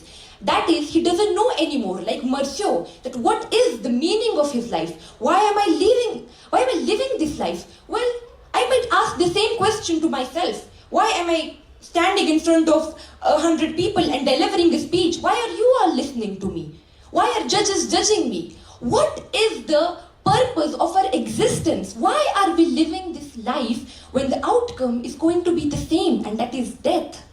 Well, to question and what is the conclusion? What can we do with this idea? Hence, I would like to ask to the speaker that what he can do. How can he overcome this desperation of powerlessness that he feels around? Well, to quote it, I would like to talk about my favorite poem, one line of my favorite poem of a poet called Emily Dickinson. Well, she says that I am out to wander in this world. I have lit my lanterns and I am out to find the light, only to realize that the light was within me. Well, that is the purpose. That when we go out and we don't know what to do and everything seems meaningless and we try to find purpose outside the world, the purpose is not out there but within you. We should all just sit down and think that the meaning is nowhere to be found outside but within me. The light is within you. Well, Shakespeare says, to be or not to be. Is it better to live or to die? Well, I think dying can free you from the torments of this life, but dying as a nobody would even sound worse. Well, in the end, I would like to present a dialogue from one of my favorite movies called The Pursuit of Happiness. Well, there is this duo of a father and his 7 to 8-year-old kid. Well, he says, "Oh, Dad, today I learned a poem. Today I learned a story in my class." Dad is like, "Oh, wow, what is it? Tell me about it." He's like, "Oh, there is this 4 people and they are on a ship and the ship starts to sink." And the dad is like, "Oh, wow, then what happens?" He's like, then one ship comes and then they're like, oh, do you want help? And he says, no, it's okay, God will save me. He's like, okay. Then another ship comes. They're like, hey, do you want help? No, it's okay, God will save me. Third ship comes. They're like, do you want help? They're like, no, God will save me. Well, 3 to 4 ships come and then the 4 people, they die. And then father is like, oh wow, then what happens? He's like, then they die and then he goes to heaven and he meets God. He's like, God, why didn't you save me? And God is like, I sent you 4 ships, you idiot. He's like, oh. And then I just thought that the meaning and purpose and help that we seek outside is not outside. There is this quote that God only helps them who help themselves. So in the end, I would say that all the light and the divine source, sun, to whom we seek the light that we're finding outside, we should just come to ourselves and ask ourselves that the light is not outside but within us. So I urge you all to go to yourself and find and seek the light that is within you. Thank you. Time taken by the participant, 7 minutes and 2 seconds. Now, code number 10. After that, code number 11. Be ready.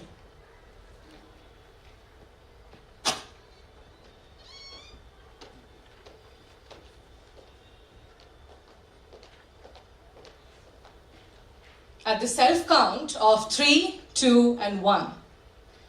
To whom I adjured for some light, even the sun appeared a touch helpless. What a beautiful connotation endowed with philosophy. A very warm morning to one and all present here. It gives me immense pleasure to shed some light on this poignant topic, which is very relevant for the current generation. It was a Christmas twilight on the 25th. From the plethora of books that lay before me, I chose a very random book. That's The Diary of a Young Girl by Anne Frank. What correlates the verbatim of the author with that particular topic is, I quote, "After much contemplation and correlation with the movies that I saw on Netflix, where Anne Frank's best friend Hannah says, even a touch of helplessness and the glimmer of hope, every human being out there is meaningless. When I thought about it as a 22-year-old, I could only recollect what a 13-year-old girl can write. When you are just about to die at any moment and you're confined in the annex, you don't know where to go, government will come behind you, the cops are going to engulf. And that's what? Benevolence is nowhere. And there is where this topic brings me today. Why is this topic so quintessential? Now just consider, you lose your beloved one, okay? And when you lose your beloved one, the same thing happened to me in the year 2021, which was a very grappling year for me. I lost my grandfather and suddenly life became meaningless. Why? Because similar to Anne Frank, who writes as to the myriad ways in which her mother misunderstands her, similarly, having a person who will actually uplift you in the generations to come is very important, because as Sadhguru in one of the videos very rightly mentioned, people in your life may give you 2 minutes of happiness, but there will be one person who will give you a lifetime's happiness in those 2 minutes. Let me give you another example. We are all in the graduating stages of our lives where sending emails and plethora of emails, acceptances, rejections are all a balance of the parallel. And there you go. We are searching for meaning. What is the purpose of my existence? I don't know what destiny has in its coffers for me. And there is when you need to arise, awake, and stop not till you succeed, as what Swami Vivekananda says. Let me also draw attention to a very important author, Helen Keller. No one is here unaware about Helen Keller, and very rightly, as I assume, Helen Keller very poetically mentions in her book, before her teacher, Anne Sullivan, arrived in her life, she could not find meaning at all. While everything around her was blind because she was blind, people who were actually persistently and had the capability to see were also blinded by the reality of lives. And when Anne Sullivan very beautifully held her hand and held the pour and the plot of water to just gush around her hand, Helen Keller beautifully says, when I was searching for glimmer of hope in my life, that drop of water acted as a sunlight. Everyone here around us has an inspiration, and very rightly so, and much said than done. My beloved cousin sister Nandita Venkateshan, who is all gaga on Google, was a victim of tuberculosis. And when I say tuberculosis hit her for the second time. And when she went to the United Nations, she said, something kept me persistently pushing, and that was the inner hope in me. Today, Nandita is an Economic Times author, a Bharatanatyam dancer, an entrepreneur, and I cannot catch my breath as to what all achievements she's done in her life. When Swami Vivekananda went to Ramakrishna Paramahams saying, does God even exist?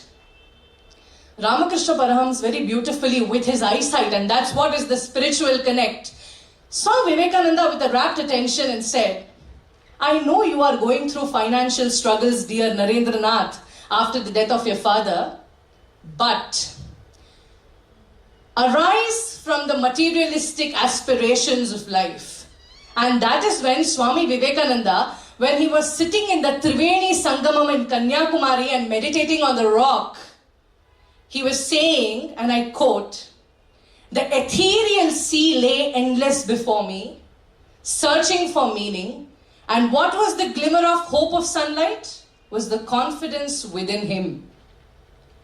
I would give another example, which is very, very relevant for all of us. Being a Tamilian as I am also a Bharatanatyam dancer. The stage is all set. 2 years of persistent struggle for 25th anniversary of our dance institution, and there you go on the stage. There is a participant who is unable to make it. Something has to be done about the participant. You need a substitute for the same. And I went on stage and my guru was all in tears. And my guru said in front of everyone, "This student of mine has made me proud today because she has proved as a testament before the world that no matter what stops you, just show up. You may not be prepared. You may be underprepared. Your satisfaction may not push you at the lowest step, but at the same time is not giving you the confidence to show up to the world that yes, I am here today, no matter what and what challenges the world throws upon me as a gauntlet." But my friends, this topic is of immense relevance because of a very important spiritual lesson that I have learned from George Orwell's book, and I quote, George Orwell was asked, "What is your greatest New Year resolution or a strength, as you may say, to the youth of today?" And George Orwell says, "To love unconditionally and to let go."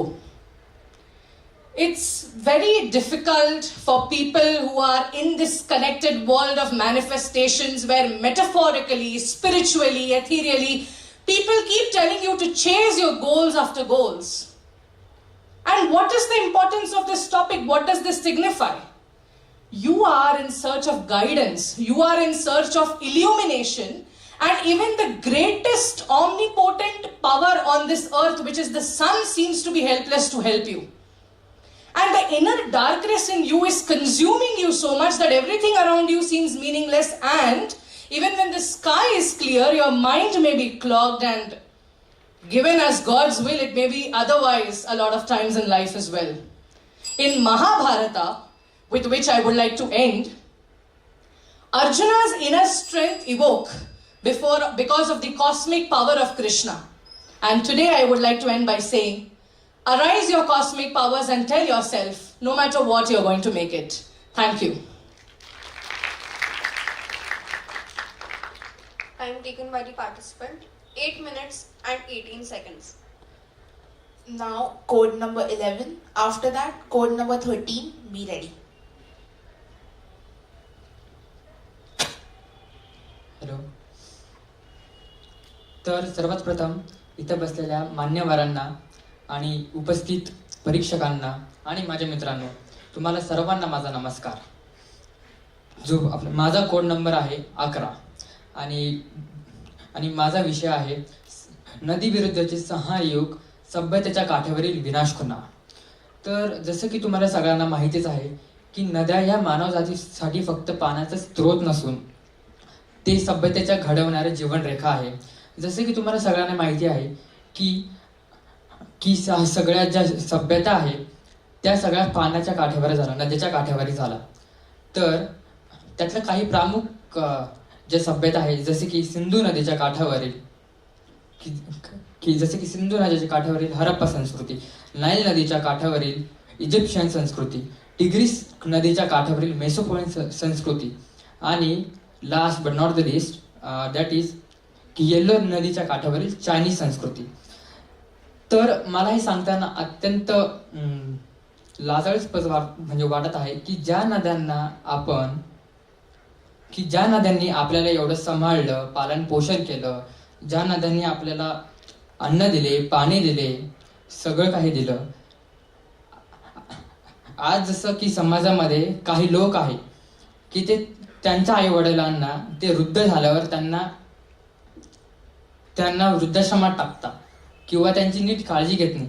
तसंच दुर्दैवाने आपण आपलं जो व्यवहार आहे तो नदीसोबत करत आहोत. आणि अकॉर्डिंग टू CPCB म्हणजे सेंट्रल पोल्युशन कंट्रोल बोर्डच्या अनुसार आपली जी भारतातली पवित्र नदी, आपण ज्याला मानतो, त्याला माता मानतो, सर्वात मोठी नदी ती म्हणजे गंगा. तर तिच्यामध्ये आज 700हून अधिक टन प्लास्टिकचा कचरा जमा झाला आहे. आणि हा फक्त प्लास्टिकचा कचरा जमा झालेला आहे, हा त्याचा आकडा आहे, जो ना की प्लास्टिकचा किती कचरा आणखी त्या गाळामध्ये तो राहिला आहे. आणि त्याच्याच बाजूला आपण गेलं तर आपल्याला सापडते यमुना.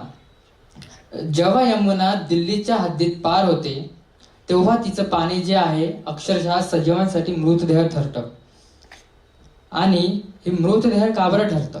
कारण की आपण जे सगळं पल्यूट आहे ते आपण सगळ्या आपल्या रिव्हरमध्येच टाकतो, नद्यामध्ये टाकतो.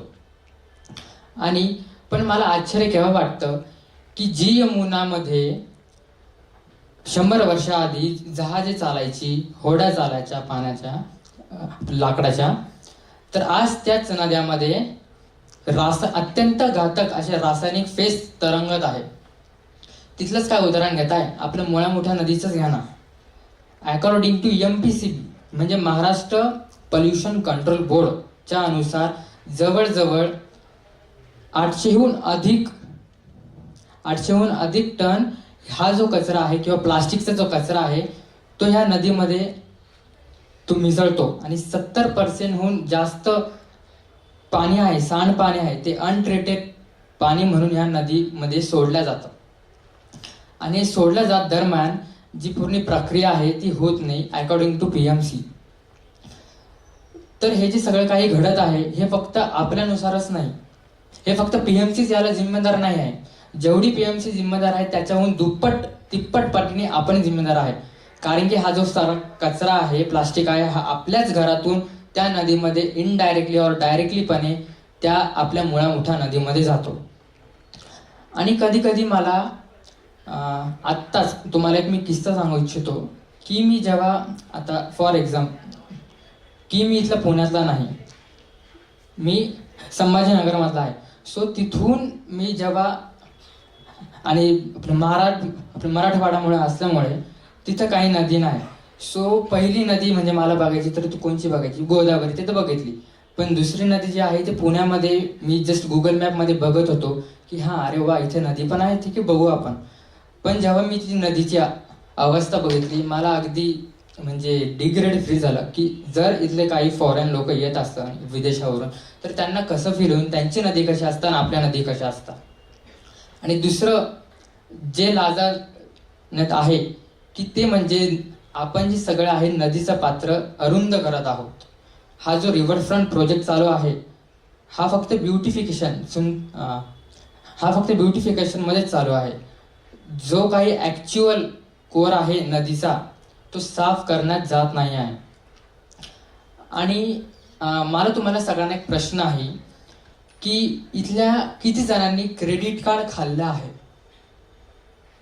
हो, क्रेडिट कार्ड. तेच तुम्ही आपल्यात एक स्पर्धक म्हणाले की लोन काढतात त्याच्यावरून असं असेल. तर तुम्हाला सांगण्यात मला आश्चर्य वाटत आहे की जे क्रेडिट कार्ड आहे ते मायक्रोप्लास्टिकच्या द्वारे आपल्या पोटामध्ये जात आहे, अन्नामध्ये जात आहे. ते कसं? आपण जो कचरा नदीमध्ये टाकतो तीच नदी शेवटी जाऊन ते जे शेत आहे त्यांना पाणी पुरवते आणि त्या शेतामधून आपल्याला जे अन्न मार्केटमध्ये येतात ते आपण खातो, बरोबर. ते झाला एक पर्याय. दुसरा जे आहे की आपल्यातले काही जण मांसाहारी आहेत तर ते हीच नदी शेवटी जाऊन समुद्रात मिळतात. त्या समुद्रामध्ये मायक्रोप्लास्टिक मिसळून त्या माशामध्ये जातात आणि तेच मासे आपल्यातले मांसाहार जे लोक आहेत ते खातात. हे झालं दुसरं. तिसरं जे आहे आपल्यातले किती जण कागदा कपामध्ये चहा पिता, मे बी सगळेच पित असतात. तर त्यामध्येही मला अत्यंत असं दुःख होतं सांगताना की त्यामध्ये प्लास्टिक जे मिसळलं आहे. तर यावर सोल्युशन काय आहे? आपण खूप सारे प्रॉब्लेम आहे अकॉर्डिंग टू इट. तर त्यामध्ये सोल्युशन काय आहे? तर त्यामधलं एकच सोल्युशन आहे की जसं भारतामध्ये साबरमती रिव्हरफ्रंट हे डेव्हलप झालं गुजरात सरकारद्वारे आणि भारत सरकारद्वारे, तसं आपण आपल्या मुळा मोठ्या नदीही चालत आहे. पण there is a difference between स्वच्छता आणि ब्युटिफिकेशन. जे साबरमती रिव्हरफ्रंटनी केलं ती पहिली नदी स्वच्छता केली आणि नंतर जे रिव्हरफ्रंट आहे ते डेव्हलप केलं. पण आपल्या इथं पहिले डेव्हलपिफिकेशन चालू आहे, ब्युटिफिकेशन चालू आहे आणि देन नंतर स्वच्छता कामे होईन का नाही. आणि दुसरं म्हणजे की जेवढा कमीत कमी प्लास्टिकचा सिंगल यूज प्लास्टिकचा यूज होत असेल तेवढं करा. कारण की हे प्लास्टिक तुमच्यासाठीच नव्हे सगळ्यांसाठीच घातक आहे. आणि तिसरं की त्या प्लास्टिकच्या ऐवजी तुम्ही कागदी पिशव्या आणखीन कापडी पिशव्या त्यांचा वापर करा. आणि शेवटी मी एवढंच सांगू इच्छितो की आपण जेव्हा चेंज होणार नाही किंवा आपण दुसऱ्यावर अवलंबून राहणार नाही. त्याच्यापेक्षा आपण हे करायला पाहिजे की आपण जेवढे चेंज झालो, आपण आपल्या नागरिकांना चेंज करू, तरच आपला हा देश स्वच्छ बनेल, पुढं बनेल आणि पंतप्रधान नरेंद्र मोदी स्वप्न स्वच्छ भारत हे जे आहे ते संपन्न होईल. धन्यवाद. जय हिंद, जय Bharat. Time taken by the participant 7 minutes and 44 seconds.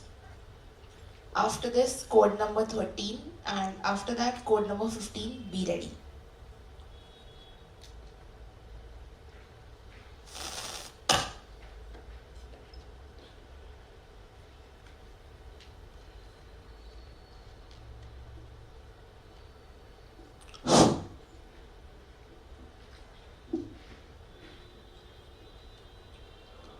Good morning to one and all present here.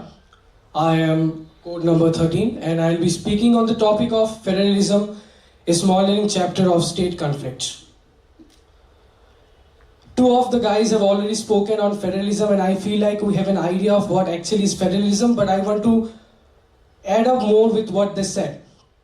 The term federalism comes from the Greek word feder, which means association or leagues. By this we can easily understand that this is not a recent phenomenon. The phenomena has started in the early 18th, even in the early 17th century.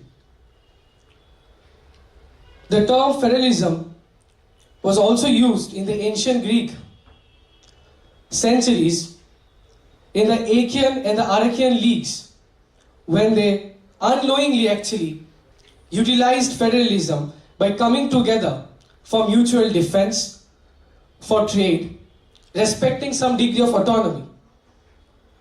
But seldom did they know that this is actually turning out to be a modernized concept of federalism that we use in our daily world. The term federalism has actually emerged after United States got independence, and in the year 1786, when the United States Constitution was drafted, the United States became one of the first countries to become a federal state. A state which had a constitution that mandated federalism. There are 4 different types of federalism. There is dual federalism, there is cooperative federalism, there is competitional federalism, and there is also asymmetrical federalism. Looks alike, but things are different. Dual federalism is a type of federalism where different units of the government, be it central, be it state, work differently and work independently in each other's sphere. Coming to cooperative federalism, where state and central consult each other for various issues like social welfare. India being an example of a country with cooperative federalism. Talking about competitive federalism, whereas various members compete with each other for better generation of wealth, for attracting better investments. And that is the leading example of the European Union, where they have practiced competitive federalism. And the last of asymmetrical federalism, in which countries practicing asymmetrical federalism, the central and the state are bound with different functions with different degree of autonomy. Coming to what is Indian federalism. We know India got independence in the year 1947. Did not the British have federalism? Yes, they had, but it was weak. It was weak in the sense our country was though divided into provinces, but it was not truly federal. The entire idea of federal system was weak because of the dominance of the British Crown. Though we had the Indian Government Act in the year 1935, but that too wasn't enough because the domination of British Crown. After 1947, the constitutional framers were aware of the fact that if we truly want a federal system, will need to have a cordial relation between both central and state. Moving away from statistics, I am proudly an Indian and a Bengali. I hail from West Bengal, and when I speak about West Bengal, in Maharashtra especially, everybody has associated me and every time has asked me only one thing: do you know Mamata Banerjee? Of course I know, a person that I am not that proud of. But still, what we always see her is in the GST Council meetings, in the meetings of Niti Aayog, telling the central has not given me funds. I lack funds, and this she tells something in Bengali. I hope you will not understand, so I will not be telling that. But I understand. The thing is, this is the basic problem of the federalism in India. Today I have a vast audience where there are people even from Tamil Nadu. So it is very beautifully understood how big as a country we are, how diverse our country is. But diversified country has its own issue. The issue being that the central state always collide with each other onto certain issues. We always know in India, even if I speak in English, even today, if I had given my speech in Marathi, which I have learned over the years when I stayed in Pune, still, Hindi has to be a language that is spoken in India, and we cannot deny it. Going to hotels, going to airports, can we deny that I am not speaking Hindi? Of course, Hindi is a language. But where is this imposition coming from? Of course, the central government over the years have always tried to imply and Hindi on us. And this is not a new fact. In the year 1967, there was violent agitation for the imposition of Hindi. And so is the financial devolution that is developing over the years. My dad, who is an Indian IS officer, have come today in Pune because he has a meeting of the 16th Finance Commission. And when I asked him that why has he actually come to Pune and what is actually 16th Finance Commission, he said that this is a commission that has been formed by the union government to allocate fund to the respective states, so that Mamata Banerjee does not get a chance to say that my state is not getting. Because of course, West Bengal, be it Maharashtra, is giving funds that is going to the pockets of the central government, and the central government owes the state. But there are charges, there are taxes, which is uniformly not given to all states. Of course, so for a vast country like India, maintaining uniformity in taxes is not easy. But the government is taking in processes. The government is bringing in dialogues. Niti Aayog's 16th Finance Commission. Why are this coming into action? This is because we want that our country runs smoothly. And this debate between national integration and cultural autonomy does not come into action. I've come here, I've stayed here in Maharashtra. And do I feel that my culture is not being respected? I have not been feeling this. I have even learned Maharashtrian. I have learned Marathi. I speak Marathi with the rickshaw pullers because I feel more connected to them. So why am I saying this? Because India's culture is respected by the people living here. We have cooperation, we have collaboration. But the thing is putting up this into action. There are discussions, there is room for dialogue. If required, there should be constitutional reforms. If required, we should also strengthen the democratic process. Like we said, there has been problem, but these problems ought to get resolved. Lastly, I want to end my speech with Jai Hind. Thank you.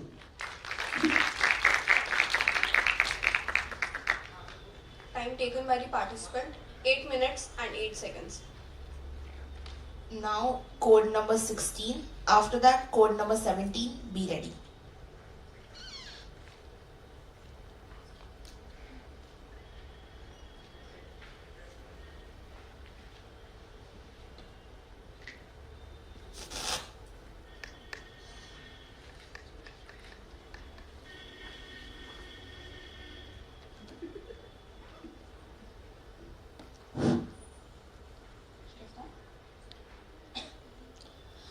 Good morning. I am code number 16 and I'll be speaking about Vikarn, his unheard voice and its reflection of a social injustice. Mahabharata is a great Indian epic and the characters in it offer us timeless lessons.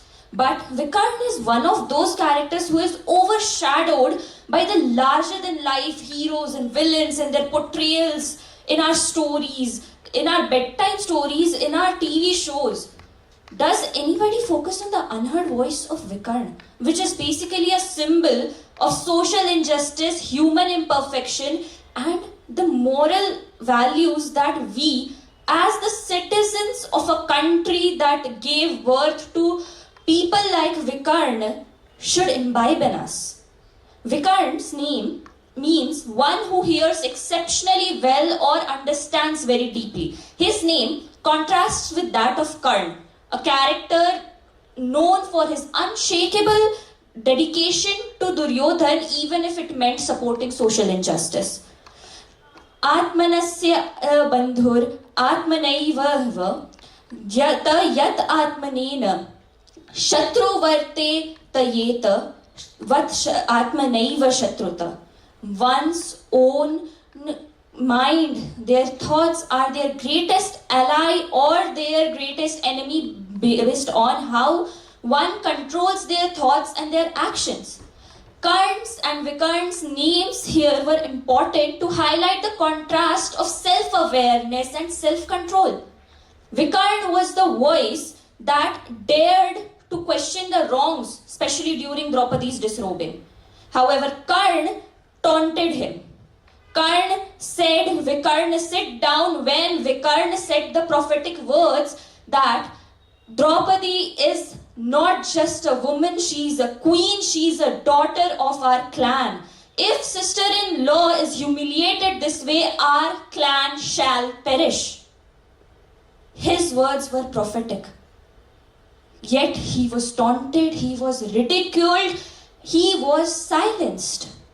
Not just by his own brothers, but he was also met by the silence of the Maharathis, the Chakravartis, the Mahagurus, Bhishma, Kripacharya, Drona.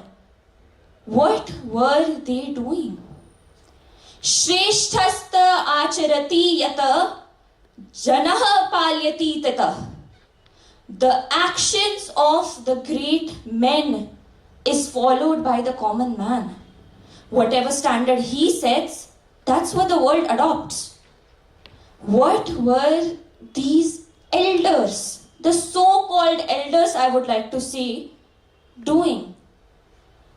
We, in fact, in a few days, the Youth Day is upcoming, and we always give importance to the youth, saying that you are our light bearers, you are supposed to do this, and yes, they are. We are supposed to set precedent, but then again, what do we say? We are supposed to set precedent for our generations to come. But what were the previous generations, the torch bearers who are supposed to pass on their batons to us, doing? What were the elders doing when Draupadi was getting disrobed? They held on to their impudent definition of dharma. What were the elders doing when Sita was humiliated? It's not just a story of one Yug, Dwapar Yug, of one Mahabharat. No wonder one of our lyricists, Anand Bakshi, wrote in his song, Kuch to log kahenge, Sita bhi yahan badnaam hui. If a woman who is prayed as a goddess, if she was humiliated and no one spoke, what chance did Draupadi stand? So, Vikarn's actions were not just a symbol of his courage. People also forget that his actions were also his limitations. He was limited to by his familial loyalties. Yes, he spoke, but did he act beyond the mere words of what he said? Ultimately, he held on to his definition of dharma, supported his brothers and stood by them in the Kurukshetra war. The concept of dharma actually reminds me of yet another shlok. Shreyan yatah swadharmah paradharma anushtitat Shreyan swadharma nidhana shreya paradharma bhayavaha it is better to follow one's own duties imperfectly than to go ahead and follow others' duties perfectly. What we do is what we are. What dharma we follow is defined ultimately by another concept of karma. And Vikant's dharma might have awoken the righteousness in him for a moment to stand up and say that what's happening is wrong, but ultimately his karma led to his demise by the hands of Bhim. Yet Bhim killed all his brothers. But still, when Vikant died, he mourned him. Because Vikant's death was the symbol of the fall of righteous people who in the world moral policed by people who are actually affiliated to wrong causes, just the way a mother silences her child when she comes up to her and says that, oh my God, that uncle, that grandfather, he touched me, and what does a mother say? Shh. That silence. But what is that silence met with in our society? It is met with misogynists saying that feminists want to silence us. No. What we want is to make you realize that patriarchy is not just affecting your women, it is affecting you. People highlight that, oh my God, there are news of women getting sexually assaulted, but 14% of the rape cases are of men and boys getting raped. Is it not enough for you to stand up and speak? Vikant's voices were unheard, and his unheard voice led to the decline of the Kuru clan. If we do not listen to voices of reason today, it will lead to societal collapse. So I urge every youth, every elder to speak up before the last Vikant is silenced, before another society collapses, before another chariot of righteousness has to come, and before the silence of this society is met by the words, the thunderous words, Yada yada hi dharmasya glanir bharata avyuddhanam adharmasya tadatmanam srijamyaham paritranaya sadhunam vinashaya cha dushkritam dharma sansthapanarathaya sambhavami yuge yuge. Dhanyavad. Thank you. Time taken by the participant, 8 minutes and 3 seconds. There was a slight mistake. Code 16 spoke before code number 15. So now code 15 will go, and after that code number 17, be ready.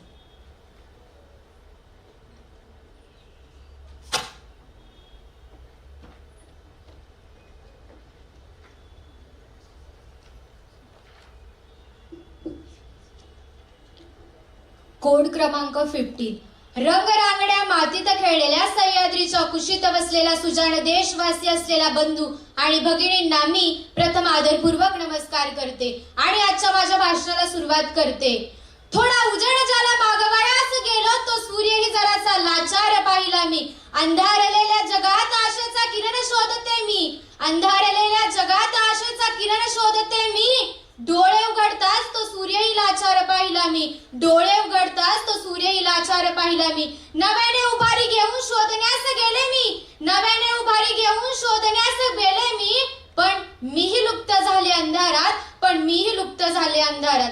आपल्या प्रत्येकाच्या जीवनात असा एक प्रसंग येतो की आपल्याला असं वाटतं, अरे बाबा आता काय खरं नाही, आपलं काही होत नाही. आपण खूप मेहनत करतो, पण आयुष्यात अशी एक वेळ येते जिथे आपल्याला वाटतं, अरे आता सगळं संपून गेले, आणि मग उभं राहतं त्या लाचारपणाचं भूत. मला सांगा, आपल्या ढगांनी जर सूर्याला लपेटलं तर त्याचं दिसणं बंद होतं, पण त्याचं अस्तित्व असतं ना. तसंच काहीसं आपलंही असतं. आपल्याला जर एखाद्या देहाकडे आपली आस लागली असेल ना, तर आधी आपल्याला अग्नीच्या झळा या सोसाव्याच लागतात. पण अग्नीच्या झळा लागतात म्हणून आपण प्रयत्न करणं बंद केलं तर होत्याच नव्हतं होणारच. मित्रांनो, आपण आयुष्यात जसजसं पुढे जाऊ तसतसं आपल्याला अजून अनुभव मिळत जातो, अजून उजेड मिळत जातो. पण आपण जर प्रयत्न करणं सोडलं तर त्याचं काहीच होणार नाही. सूर्याने कधी उगवण्याची मावळण्याची वेळ शिस्त सोडली का? तर नाही. मग मानवाने का बरं सोडावी?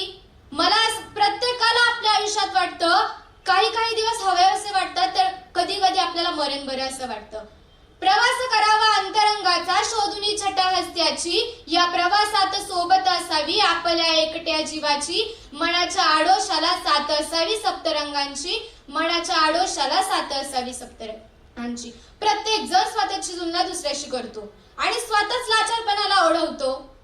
आता कितीतरी अशी उदाहरणं आहेत की इच्छाशक्ती आशावादाच्या जोरावर आज या पदावर आहेत. धीरूभाई अंबानी, रतन टाटा, मला सांगा यांनी जीवनाचा एवढा मोठा पल्ला गाठला, काय यांना कधी संकटे आली नसतील का? आपण हरलोय, आपण हतबल झालो हे कधी वाटलं नसेल का? तर मानवाने फक्त हेच लक्षात ठेवलं पाहिजे की आपण इच्छाशक्ती आणि आशावादाच्या जोरावर पुढे जाऊ शकतो. एखाद्या लहान मुलाचंच उदाहरण घ्या ना. जर ते खाली पडलं तर इकडे तिकडे आधी पाहतं, सोबत जर कोणी नसेल तर ते रडतं आणि पुन्हा खेळायला सुरुवात करतं. तसंच काहीच आपलंही असतं. आयुष्याच्या चित्रपटात पडायचं, रडायचं, उठायचं आणि पुन्हा जिद्दीने प्रयत्न करायला लागायचं. आपल्याला खूप जण सांगतात की यशापर्यंत आपण कसं पोहोचलं पाहिजे, पण याच यशाविरुद्ध असणाऱ्या अपयशाविषयी आपल्याला कोणी सांगतं का? आणि याच अपयशातून येणाऱ्या लाचारपणाबद्दल तर कोणीच बोलत नाही. तर आज मला मित्रांनो, यश आणि अपयश यांच्यातील एक गुण तुम्हाला सांगायचंय. तर आपण नेहमी सोपा मार्ग निवडतो, जसं की आपण प्रयत्न अधिक यश करतो. पण हेच जर आपल्याला जीवनामध्ये कधी अपयश आलं तर आपण पुढून मागे का नाही जावं? म्हणजेच जर अपयशातून प्रयत्नाकडे का नाही जावं? आपण आपल्या जर करण्यात जर सातत्य आणि शिस्त असेल ना, तर आपण कोणतीही गोष्ट सहज करू शकतो. सामाजिक कारणांमुळे ते काय म्हणतात, डिप्रेशन, अँझायटी असल्या कारणांना आपण का म्हणून बळी पडायचं आणि स्वतःच्याच देहाला का म्हणून लाजिरवाणं पद द्यायचं? मित्रांनो, आपल्या सावित्रीबाई फुले असो, स्टीव्हन हॉकिंग असो, यांनी आयुष्याचे खूप मोठे धडे आपल्याला दिले. सावित्रीबाईंनी समाजाचं जे नाही ते ऐकून घेतलं, शेणगोट्यांचा मारा सोचला, पण त्या एवढ्यावर कधी थांबल्या का? त्यांनी समाजाचा कधी विचार केला का? मित्रांनो, मला एवढंच सांगायचंय की त्यांनी जर एवढा विचार केला असता, समाज काय म्हणतोय तर खाली बसलेल्या एवढ्या मुली असो स्टेजवर आज मी बोलू तरी शकले असते का? मित्रांनो, आयुष्याचे धडे हे आपल्याला सूर्याकडूनच घ्यायचे असतात. सूर्य कधी त्याची उगवण्याची मावळण्याची वेळ कधी सोडत नाही, तर आपण तरी का सोडावी? आता कल्पना करा, निसर्गातील गोष्टींना आपण दूषित करतो, त्यांना तोडून टाकतो. जर याच निसर्गातील गोष्टींनी आपल्याला म्हटलं की अरे मला त्रास होतोय, मी उद्यापासून येतच नाही, व सूर्य म्हटला की अरे रोजच मला एखादा म्हणतोय ऊन जरा जास्त दे, उद्या जरा कमी दे, तर मी उद्या येतच नाही. कल्पना करा, यावर सूर्यावर जर लाचारपण ओढवलं असतं आणि त्याने येणंच बंद केलं असतं, तर मानवाचं कसं झालं असतं? मानवच असा एक प्राणी आहे की ज्याला लाचारपण आलं की तो आधी गयावया करून तिथेच खाली बसतो. पण मित्रांनो, मला एक वाटतं, जर माणसाने समाजाचा विचार केला तर त्याला सर्वात बुद्धिमान प्राणी ही उपमा देणं माझ्या मते योग्य ठरणार नाही. कारण माणूसच असा एक प्राणी आहे ज्याला आपण समाज सर्वात बुद्धिमान प्राणी म्हणतो. पण जर या प्राण्यानेच असं केलं तर बाकी या गोष्टींचं कसं काय होणार? उजेड, आता बघा, आपला या थोडा उजेड ज्याला मागवाया असं गेलो, तो सूर्यही जरासा लाचार पाहिला मी ही म्हणण्याची वेळ आपल्यावर कधी येणारच नाही. कारण जर आपल्या करण्यामध्ये सातत्य आणि प्रयत्न असतील ना, तर जगातील अशी कोणतीच गोष्ट नाहीये की जे आपण करू शकत नाही. ते म्हणतात ना, अगर किसी चीज को शिद्दत से चाहो तो पूरी दुनिया तुम्हें उससे मिलाने में लग जाती है. अगर किसी चीज को तुम पूरी शिद्दत से चाहो तो पूरी दुनिया तुझसे मिलाने में लग जाती है. तसंच मित्रांनो, आपण स्वतःहून उठून आपण त्या सूर्याला मिळवलं पाहिजे. मला सांगा, सूर्य हा अग्नी देणारा आहे. अग्नीच्या झाडा आपल्याला बसतातच, पण याच अग्नीतून आपण प्रयत्नांनी सातत्याने पुढे गेलं तर आपल्याला एक दिवस ते यशाचं शिखर मिळणारच. मग आपण निराशावादी होऊन का म्हणून पडून राहायचं? आणि आताची आपली ही युवक पिढी आहे ती आशावादाच्या जोरावर पुढे चाललेली आहे. मित्रांनो, पूर्वीच्या काळी शिक्षणाचं जास्त महत्व नव्हतं, पण आताच्या काळी ते आहे. आपण उजेड ज्याला मागवायला गेलो, आपल्याला काय गरज आहे कोणाचा उजेड मागायला? बघायला जाण्याची कारण आपल्या हाताचाच उजेड आहे ना. आपण इंस्टाग्राम स्क्रोल करतो, त्याच्यावरून आपल्याला विविध प्रकारची माहिती मिळते. जर आपण ह्याच माहितीचा उपयोग करून आपल्याला जे माहित नाही ते जर जाणण्याचा प्रयत्न केला तर आपल्याला सूर्यापर्यंत उजेड मागायला जाण्याची काय गरज आहे बरं. आपण जर सातत्याने एखाद्या गोष्टीचा पाठलाग केला ना तर आपल्याला जी चीज पाहिजे नाही ती सुद्धा मिळून जाते. फक्त आपण आपल्या करण्यात सातत्य ठेवलं पाहिजे. मग आपल्याला त्या सूर्याला म्हणायची गरज आहे का हो, थोडा उजेड मी ज्याला मागवायला गेलो तो सूर्यही जरासा लाचार पाहिला मी. अरे वेड्या लाचारीतच जिद्दी हो, अरे वेड्या लाचारीतच जिद्दी हो, हरला तरी पुन्हा हो, पुन्हा उभा हो, हरला तरी पुन्हा हो. आणि जगाच्या या वाटचालीत तू जगाचा नाही तर स्वतःचा हो, आयुष्याच्या या वाटचालीत तू जगाचा नाही तर स्वतःचा हो. मग कसलं आलं लाचारपण आणि कसलं आलंय काय. धन्यवाद. Time taken by the participant 7 minutes and 22 seconds. Now code number 17. After that, code number 14. Be ready.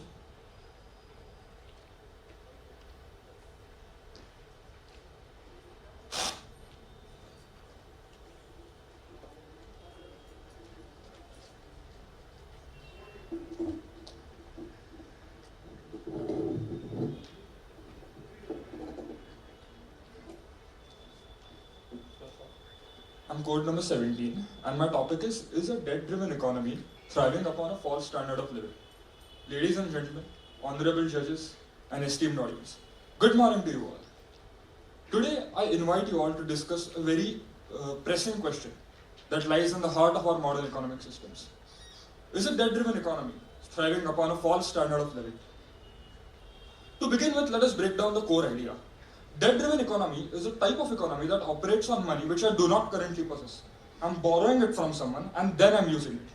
From credit cards to student loans to even national debts, everything comes under debt.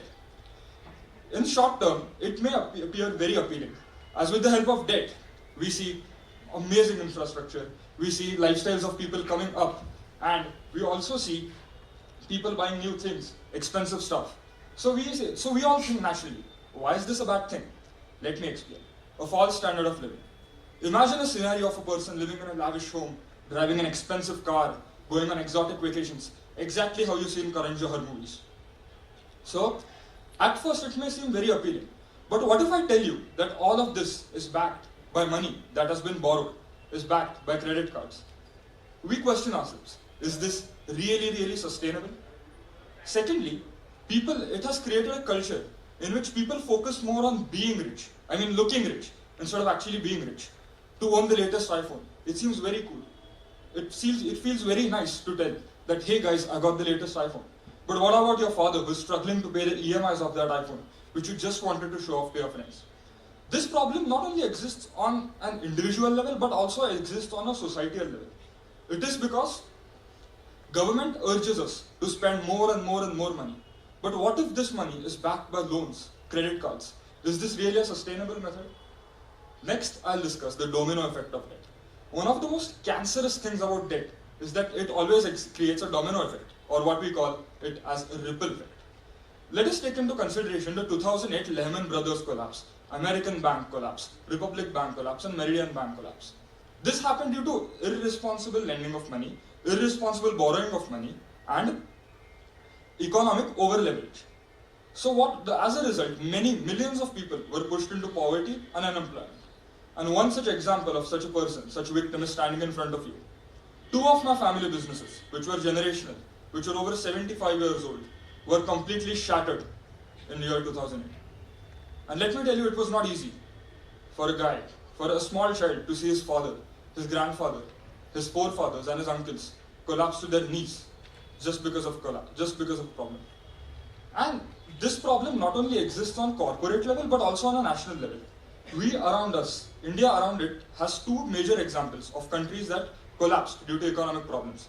First one is Sri Lanka. It is a very popular one. We saw in the year 2024 and 2023 what the people had to go through, what atrocities they had to go through because of irresponsible money management of the government. And the next example, which is a very popular one and which we like to make fun of and often discuss, is the one of Pakistan. But let me tell you guys, it is not something we should make fun of. As I saw a video in which a guy was killed just because of a sack of flour due to the economic tensions. Now it could be your father, it could be you yourself, it could be someone from your family. So it's nothing to joke about. We should learn from such examples, and we should urge our government to work towards it. Next is the societal implications of this. We often hear our elders say की अरे श्रीमंत अजून श्रीमंत होत आणि गरीब अजून गरीब होत. So is this really fault of the government? Is it really the fault of people? Or is it really fault of corporates? I argue that it is fault of everyone in this. As individuals, we borrow money unnecessarily to show off. Governments borrow money for consumption, for imports, and corporates lend money irresponsibly to gain profits. This creates an economic divide between the rich and the poor. And we are creating and fostering a generation that believes in show-off. I, as a Gen Z, I'm ashamed to say that my generation believes more in show-off. As I said earlier, people like to show off their new iPhones, their new cars, oh I got this, oh I got that. But what about again I'm reminding, what about their fathers who are struggling to pay their EMIs? What about their mothers who are saving to buy that golden necklace but couldn't buy it because you were stubborn on getting the new iPhone? What about all that? And next, now, you have heard me talk bad about this model for the past 2 to 3 minutes. So you must be wondering, Arey yaar, why is this guy talking so bad about this model? And if it is so bad, why does it even persist? There are 2 reasons. Let me tell you, there are 2 reasons why this model persists. First one is that it offers a very easy exit. Let's say I'm someone who is facing a financial crisis and I'm a business owner. I can simply borrow more debt and just alleviate the problem for a short period of time. And secondly, it has successfully created an illusion of richness. Due to debts, people often think that, oh, since this guy has a nice car, since this guy has an iPhone, he must be very, very rich. However, that's not always the case. So these are the major 2 reasons why this model even persists. Path forward. See, I'm of a simple philosophy. I like to always talk about solutions and not the problems. So what is the solution to this crisis? And now I've created this horror picture in front of you. But don't worry, there are always solutions. The solution to this problem lies in 3 parts. First one is at a governmental level. Government should borrow money. Borrowing money is not a bad thing, but borrowing money irresponsibly is a bad thing. So government should borrow money to create infrastructure, to invest in education, to invest in healthcare. Instead of providing freebies to the people, government should focus more on providing health insurance, to provide free and good quality education to the youngsters, as they will be the future of the country. And next is the corporate level. Now what exactly can corporates do in this? Corporates like HDFC Bank and other asset management firms can lend money responsibly. They should stop running behind profits and focus on actual value creation. Because it is the responsibility of the big players to guide the ones who are beneath them towards a bright future. And next comes us as individuals. We should focus more on actually taking loan responsibly. We should learn to live within our means. We should learn that it is good to be rich than to show people who are rich. We should come out of that bubble of show-off. Ladies and gentlemen, let me tell you, this model of a debt-driven economy may seem very, very appealing at first. We see, as I told earlier, we see infrastructure, we see people getting richer, but it is nothing but a sandcastle during a high tide. It is very, very appealing, but it is very, very temporary. So let us all come together and foster towards a future which guarantees security, prosperity, and genuine wealth. Because as citizens, it is our duty to build a future which promises genuine growth instead of an illusion of success. Because run from the illusion, dread it, but it comes all the same. Thank you. Time taken by the participant, 7 minutes, 28 seconds. Now code number 14. After that, code number 18, be ready.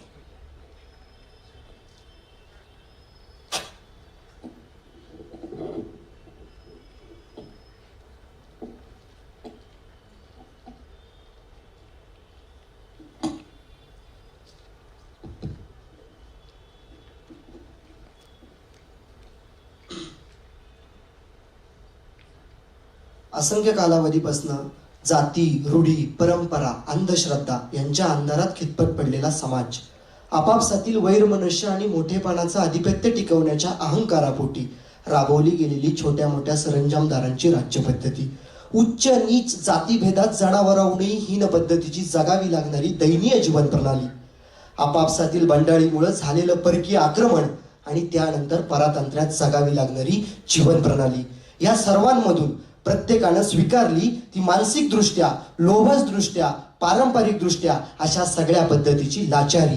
आणि मग आम्ही आमच्या आयुष्याचा प्रकाश ज्या सूर्याकडे मागायला गेलो, त्या सूर्य सुद्धा आम्हाला तसाच तिथे लाचार पाहायला मिळाला. म्हणून आजच्या विचार मंचावरती विषय मांडतोय सांकेतिक कोड क्रमांक 14, थोडा उजेड ज्याला मागावयास गेलो तो सूर्यही जरासा लाचार पाहिला मी. सुरेश भटांची माझ्या जळत्या कवितेतील ही गझल केवळ कवीच्या वैयक्तिक वेदनांबद्दल नाही, तर ती इथल्या प्रत्येक व्यक्तीचं प्रतिनिधित्व करते, जो अंधाराशी संघर्ष करत असताना आशेचा किरण शोधतोय. कारण ही गझल संघर्ष आणि दुःखाचा स्वीकार करत असताना सामाजिक व्यवस्थेवरती टीका करते आणि तिथूनच आत्मशक्तीचा बोध तुम्ही आम्ही प्रत्येकानं घेतला पाहिजे. एखाद्या ग्रामपंचायतमध्ये जर का त्या गावात कुणावरती अन्याय झाला तर जो सरपंच असतो त्याची सगळ्यात महत्वाची भूमिका असते.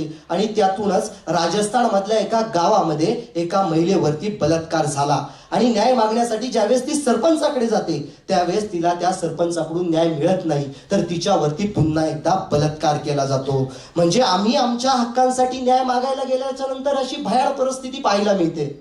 मग हा झाला गावातील तांड्यावरचा विषय. पण त्या पलीकडे जाऊन आपण जर संपूर्ण न्याय व्यवस्थेचा विचार केला तर अगदी काही महिन्यांपूर्वी कोल्हापूर सारख्या एखाद्या ऐतिहासिक वसा आणि वारसा लाभलेल्या शहरामध्ये ज्यावेळेस मुख्य न्यायाधीशाला हॉटेलमध्ये लाच घेताना पकडलं जातं, त्यावेळेस आम्ही ज्या न्यायव्यवस्थेकडनं प्रकाशाची अपेक्षा करतोय तो प्रकाश तुमच्या आमच्यापर्यंत त्या ट्रान्सपरन्सीच्या माध्यमातून मिळेल का, ह्या गोष्टीचा विचार आपण आवर्जून केला पाहिजे. म्हणून सुरेश भटांच्या ओळी, थोडा उजेड ज्याला मागावयास गेलो तो सूर्य सुद्धा लाचार पाहिला मी.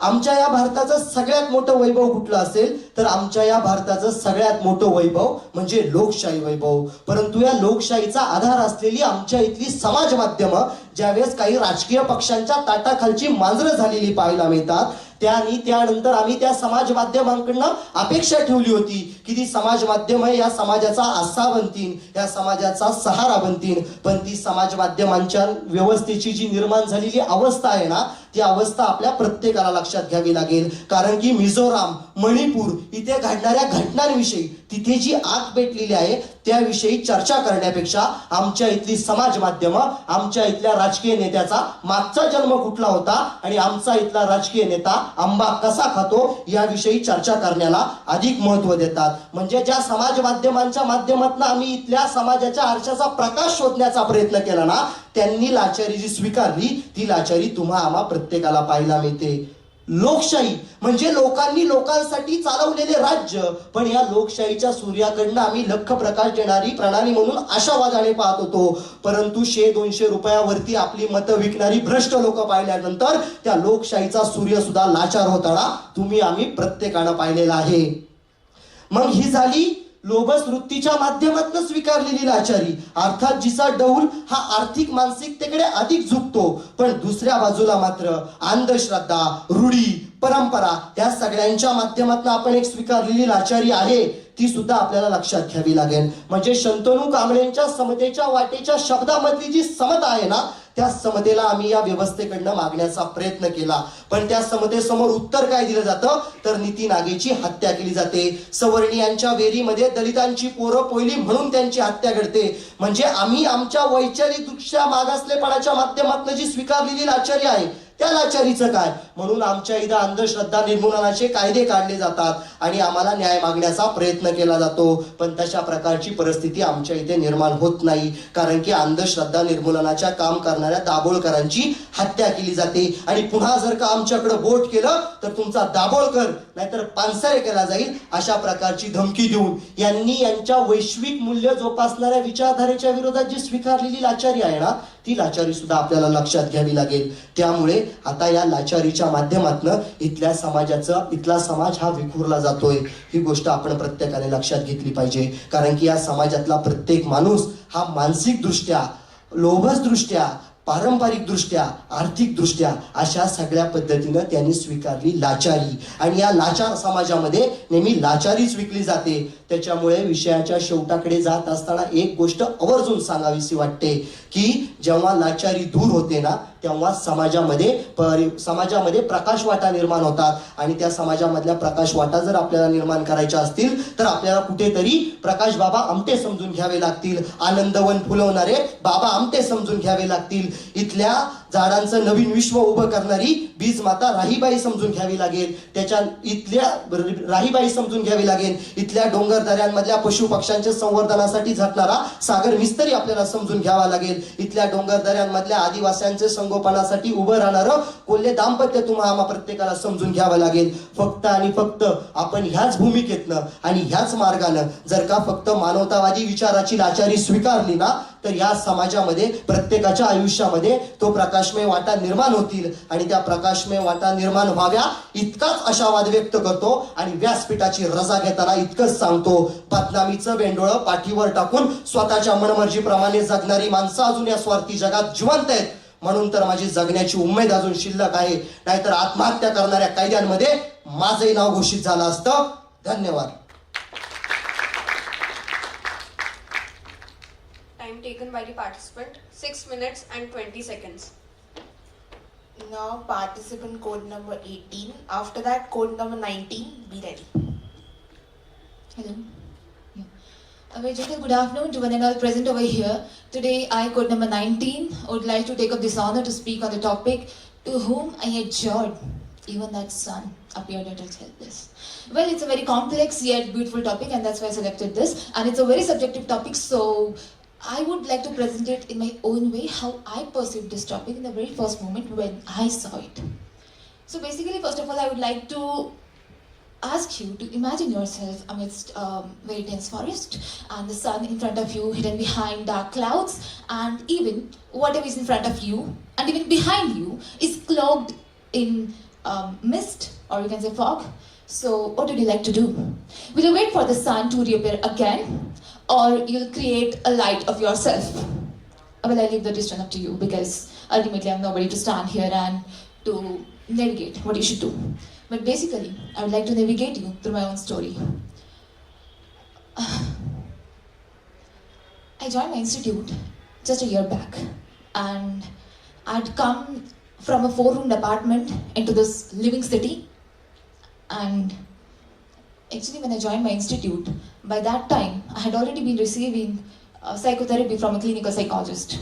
And when I joined my institute, there were n number of things troubling me, ranging from the roommates, from the hostels, from the administration, to the seniors, and to the ragging issues.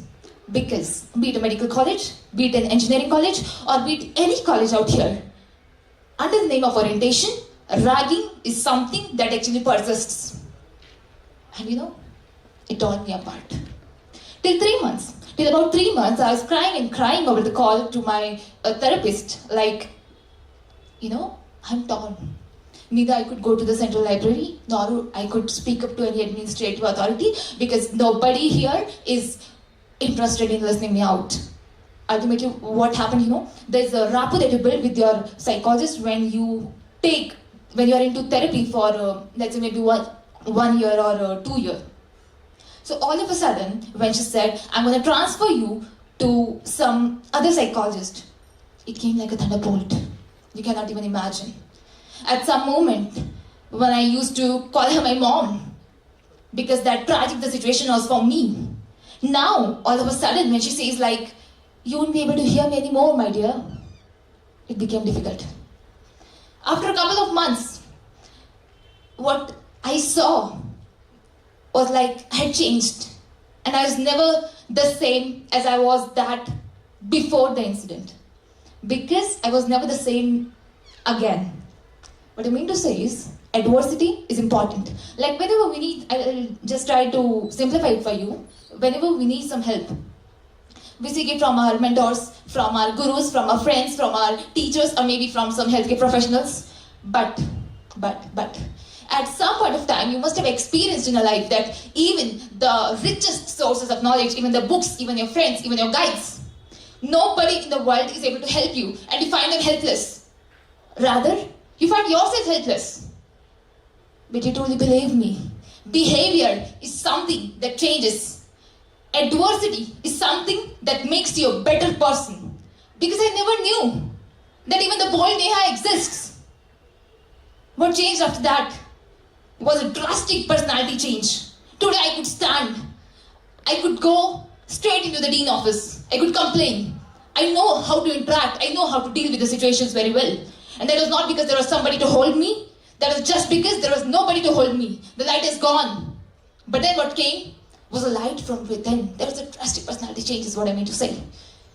Ultimately, see, what I mean to say is, it's not just a story of mine, nor even just about you. It has been a rich legacy that we have been carrying right from the history. What Sir William Wordsworth, I'd like to say, noticed was, he just went with his sister one fine day.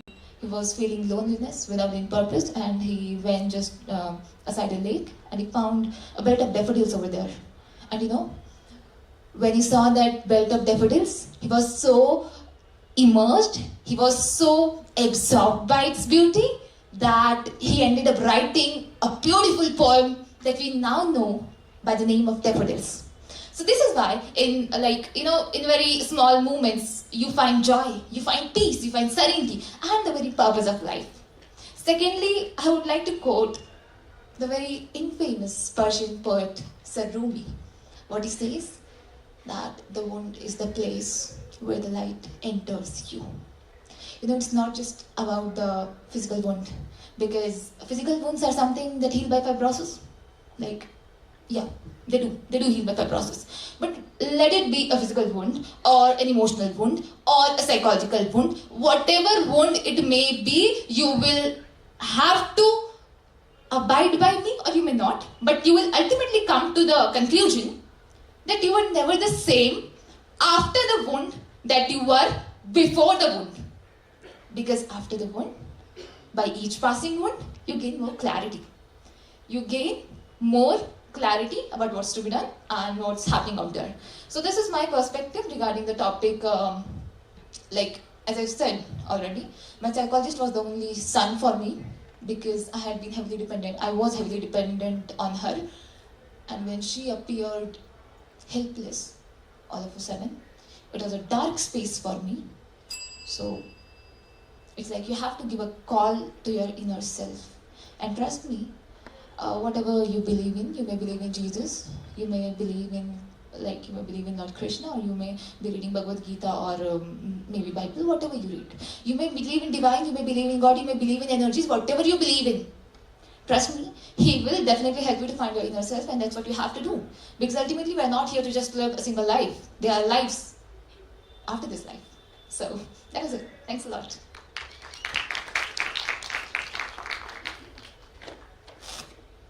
Time taken by the participant, 6 minutes and 32 seconds. Now, code number 19. After that, code number 20. Be ready.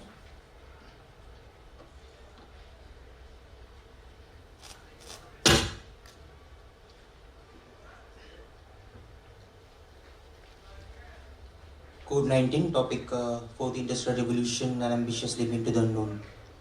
Ladies and gentlemen, I'm deeply passionate about learning and teaching. I tutor two students, one from CBSE and another from ICSE.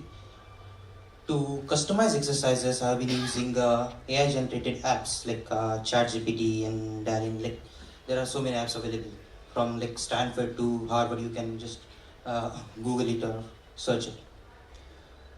Using those apps, I have customized questions which explains the quadratic equations, trigonometry, linear equations, refraction, everything.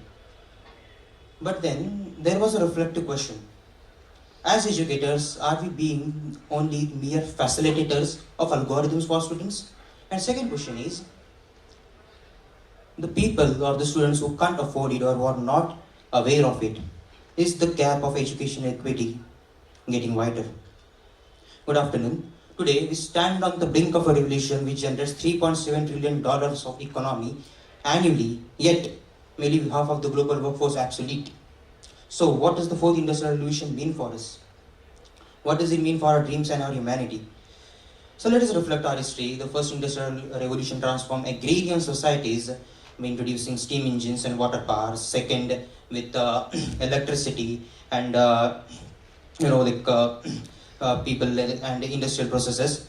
Third, which is often referred to as digital revolution, transformed societies but nothing fundamental and foundational change like fourth industrial revolution. So what is included in fourth industrial revolution? AI, Internet of Things, CRISPR. Now CRISPR is very interesting.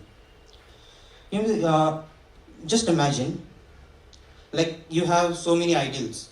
Okay, I have Sir Stephen Hawking and Priyanka Chopra and Indira Gandhi. I can create a baby of having all those three characters, like IQ of Sir Stephen Hawking, looks of Priyanka Chopra, and valor and braveness of Indira Gandhi, because like CRISPR allows that. But it is a future thing. Then there is Internet of Things and all. There's a quote by Albert Camus who says, in a world when you are in a world of bondage and labor, you can be absolutely free. How you can absolutely be free when your mere existence is an act of rebellion, but in a world driven by algorithms and surveillance, can we really focus our freedom? Doesn't our existence is in doubt? Isn't our existence in doubt? But fourth industrial revolution is not a dystopia in making. It has future potentials. Consider education. Platforms like Khan Academy, Coursera, and AI tutors, they are democratizing education. Now, what democratization means? A person who's sitting maybe in the dense forests of Amazon, and a person sitting at let's say Delhi, they both can access the same tutors, same subjects, same concepts and exercises with you using these technologies. But as I raised the first question, isn't the gap getting wider? Second thing is sustainability. The very technologies like let's say agriculture, modern agriculture, EVs and all, these are sustainable. This could lead to sustainable development. But aren't these technologies using the resources which are leading to damages and everything? So there comes the ethical question, like is humanity ready to use this tool? Because see, AI is not like artificial intelligence and all these technologies are not dystopia. It is just a tool, and we define how we use our tool, what is our intent, because we have the examples of Hiroshima and Nagasaki, but we also have examples of Dubai and Singapore who use these technologies to uplift their societies and all. So here comes the concept of evolution. What evolution tells us, the people who can't adapt, they just degrade.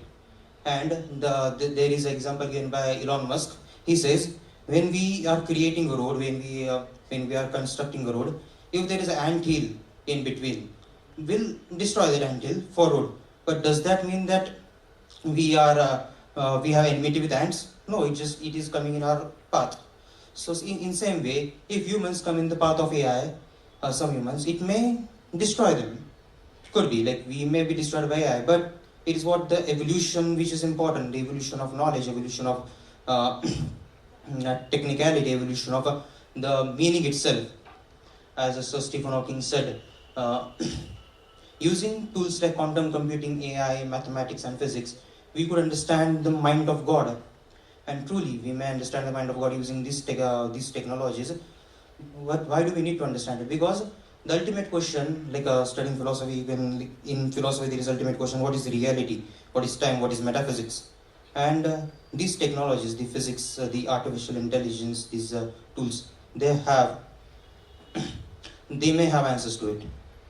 So just the urge is to use it properly, responsibly, not get deviated by there are fear-mongers like Yuval Noah Harari, who is raising serious questions.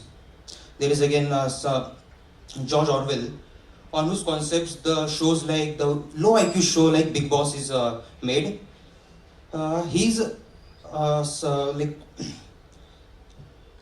He said in his novel that we'll be driven by algorithms and we'll be watched by cameras, how in the show Big Boss happens, and that is true. It is happening, but that doesn't mean that we can't stop it. It just needs we need governments, corporations, and most important, philosophers and ethicists to sit on the table and decide decide how we can regulate policies, because it is using humans and tech, like the culmination of both will learn, will lead, and maybe will transcend future, like maybe we'll understand the mind of God. Thank you.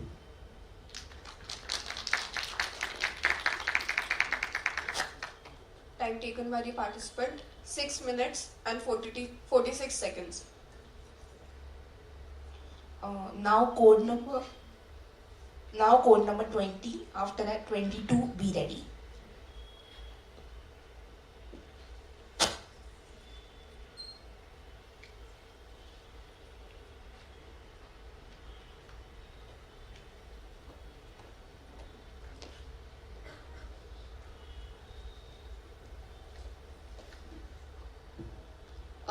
Purposely standing a little back since a lot of noise that I heard from the very beginning. The overconsumption here itself collectively would be greater than the overconsumption throughout my life. Very economical. Well, starting off, yesterday I phoned a friend saying I needed to eat something. I was craving something to eat. So I picked up a pack of Parle-G. Well, I picked up a biscuit and I had it. And it didn't really taste the same. Well, my friend told me that Parle-G has now become Parle-G Gold, and the Parle-G that you are having is probably not the Parle-G that used to be before. Well, when I asked him, what are you having on the call, we were, both of us were eating. He said I was having shrimp. Now again, with the shrimp, he was having a sauce. And that sauce was also very degraded. Last time we had a shrimp with a sauce, the sauce is amazing. And now the sauce has degraded so bad. He told me a concept called shrinkflation. And he was like, shrinkflation is something when inflation happens, but instead of cutting the cost of the product, they would rather cut the cost or cut the quality of the product. Well, there was this Instagram comment that I read about this stagflation and inflation and overconsumption. It was very beautiful and it struck me really well. It said, the ballerina in my music box, I'm forcing the ballerina in my music box to spin faster than the manufacturer intended. Well, good afternoon, I'm speaker number 20 and I'm proud to propose my arguments in the light of the topic, if debt-driven economy thriving on a false standard of living. Well, to assess that, let us operate the Descartesian method of breaking down the proposition into a simpler proposition. Well, the premise presented to us requires us to define what a debt-driven economy is. So what is a debt-driven economy? A debt-driven economy is an economy where debt is a normal part of the economic activity and is used to meet various ends and used to meet various needs regardless of the need or demand. Well, when there is a debt-driven economy like such, there is an insatiation and an inseparable feature to that, meaning it is bound to have growth and endless growth and endless prosperity. But the question is this growth thriving on a false standard of living? That is the matter of inquiry for today for me. Well, I read this book in about the 2008 recession. Well, it said very profound words about overconsumption, and the topic went like, the skyscrapers in the Brooklyn are skyscraping so high that they're menacing the ghettos of Brooklyn. Well, besides that, the third world countries are so tired of paying the debt and they're so interest driven that their interest has gotten so high that they're not able to repay the debt. Secondly, the debt that they have incurred is not because that the growth is going to be exponential. Wherein in an economy is made up of equilibrium. There cannot be infinite growth. There has to be a stoppage. There has to be a counteraction to this debt. Well, I would also like to borrow some of the arguments from my postmodernist friends as well. The postmodernists are basically the trolls that make sense. So the trollers and their arguments are like, the first argument goes like, if debt is introduced in an economy, it would lead to endless growth. But endless growth is a very utopian kind of a conception, and utopia cannot be attained. Thereby, debt-driven economy will never ever thrive, even on a false standard of living. Secondly, the second argument of my postmodernist friends is that debt is something that divides the society into two strata. The first is the creditors and the second are the debtors. So when you are a creditor and when you are a debtor, it will definitely be negligent to the fact that there are other aspects of humanity as well. Our humanity is not just an economical transaction between a debtor and a creditor. Thirdly, the postmodernist friends of mine, they tend to argue that being in an economy where debt is so persistent, do you have to live in the perpetual state of owing all the time? Do you have to live in the perpetual state of crediting all the time? Well, that sounded a very strong argument to me. Well, next, about the debt-driven economy being on a false standard of living. Well, while we were deconstructing the argument, the first half of the premise is deconstructed. Well, the second half of the premise, meaning a false standard of living. So what is a false standard of living? A false standard of living is an illusion that you have a good standard of living. Now, what is a false standard of living? Well, if I incur a debt and I buy some capital for myself, maybe some sort of fixed capital, and over the time, I do not use that fixed capital anywhere.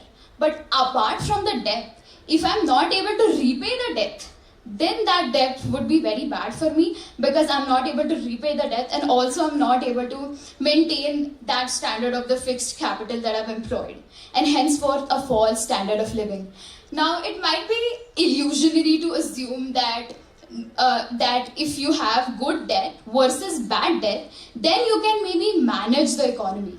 So if a good debt is something that you would repay on time, and a bad debt is something that you won't be able to repay on time. But it is not about a good debt or bad debt.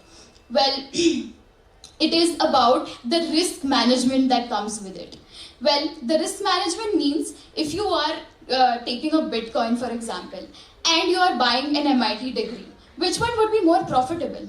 Well, economically, you would say that a Bitcoin would be more profitable because it would have greater returns. But on the other hand, the MIT degree would have government spendings on you and you won't be able to repay your loan on time. And hence, economically, Bitcoin might be feasible. But if you consider all the other factors, then the MIT degree would still be possible. Well, to conclude my arguments, I would say that I would still like to have the better parle-ji, and I would still like to have the better things in life and the finer things in life for lesser price. And hence, I argue that debt, and I denounce debt, and I feel like inflation and stagflation should not export, and a better monetary policy should be adopted in our country. Thank you. Time taken by the participant, 7 minutes and 4 seconds. Now code number 22. After that, code number 23. Be ready.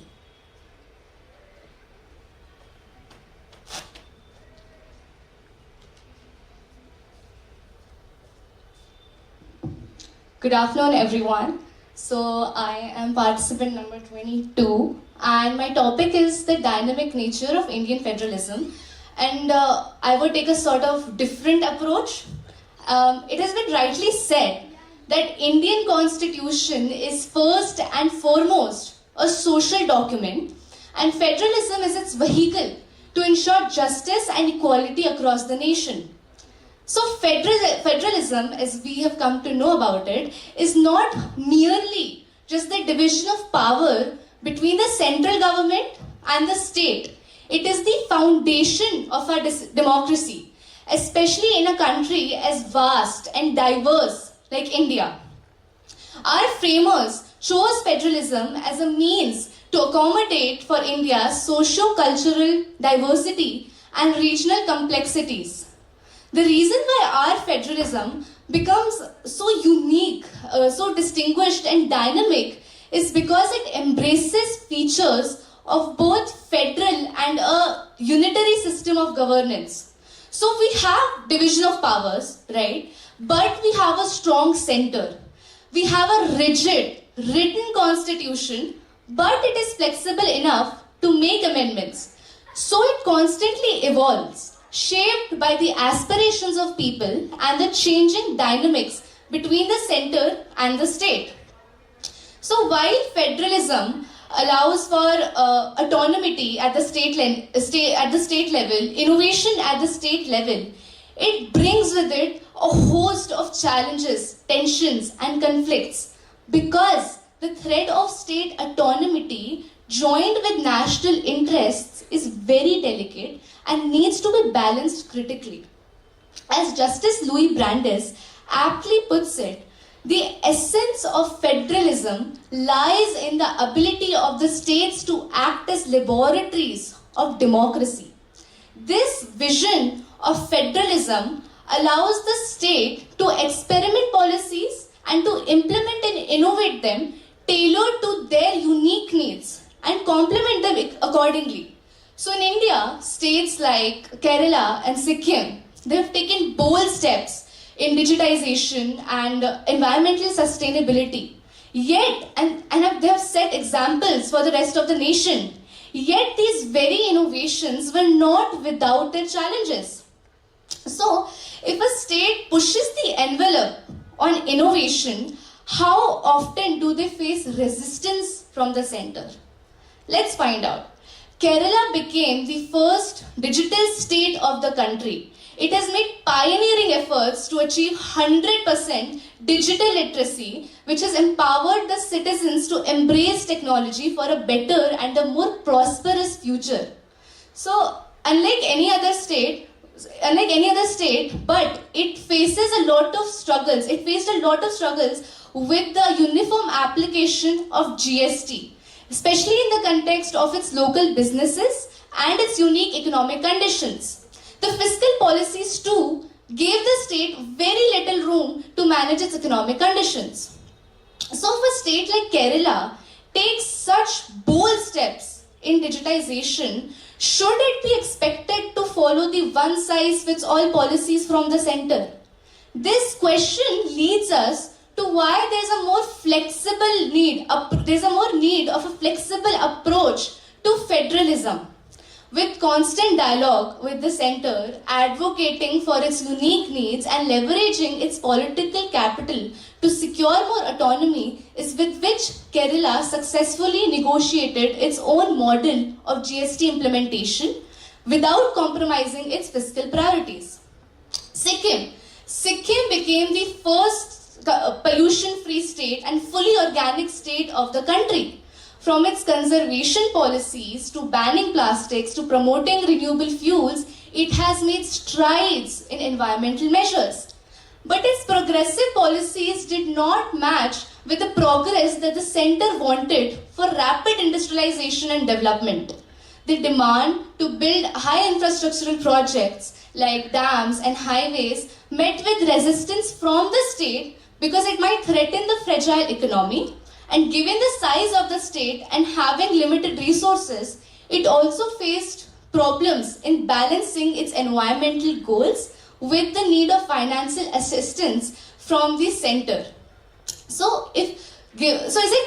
Do you think it is fair for a small state to face such high resistance for choosing environmental sustainability over short-term developmental goals, very well knowing how important sustainability is given the condition of our world today? This underscores the importance of respecting the autonomy of a state and the state's ability to stand firm on its values. Despite facing resistance from the center, it managed to maintain its commitment by securing special status, using its political influence to secure special status, gaining financial assistance for its green initiatives. Now the question arises is that can we truly achieve a united nation without allowing the states the autonomy to thrive in their own way? These examples that we just discussed right now, these examples highlight the dynamic nature of Indian federalism, where balancing of the state's autonomy and the national policies is crucial. Both the center and the state derive their authority from the Indian Constitution, their common source of power. So while center has been given greater authority, states are not mere appendages. they have their independent spheres of power and independent spheres of control. As we move forward, harmonizing the aspirations of both the center and the state is vital. The struggles of Kerala and Sikkim reminds us of the adaptability and the resilience that lies in the India's federal structure. As Dr. B.R. Ambedkar has rightly said that states are not subordinate to the center but cooperate with it. And therein lies the beauty of India's federal structure, its ability to evolve, embrace diversity, and ensure that voices of all states are equally heard and respected. Thank you.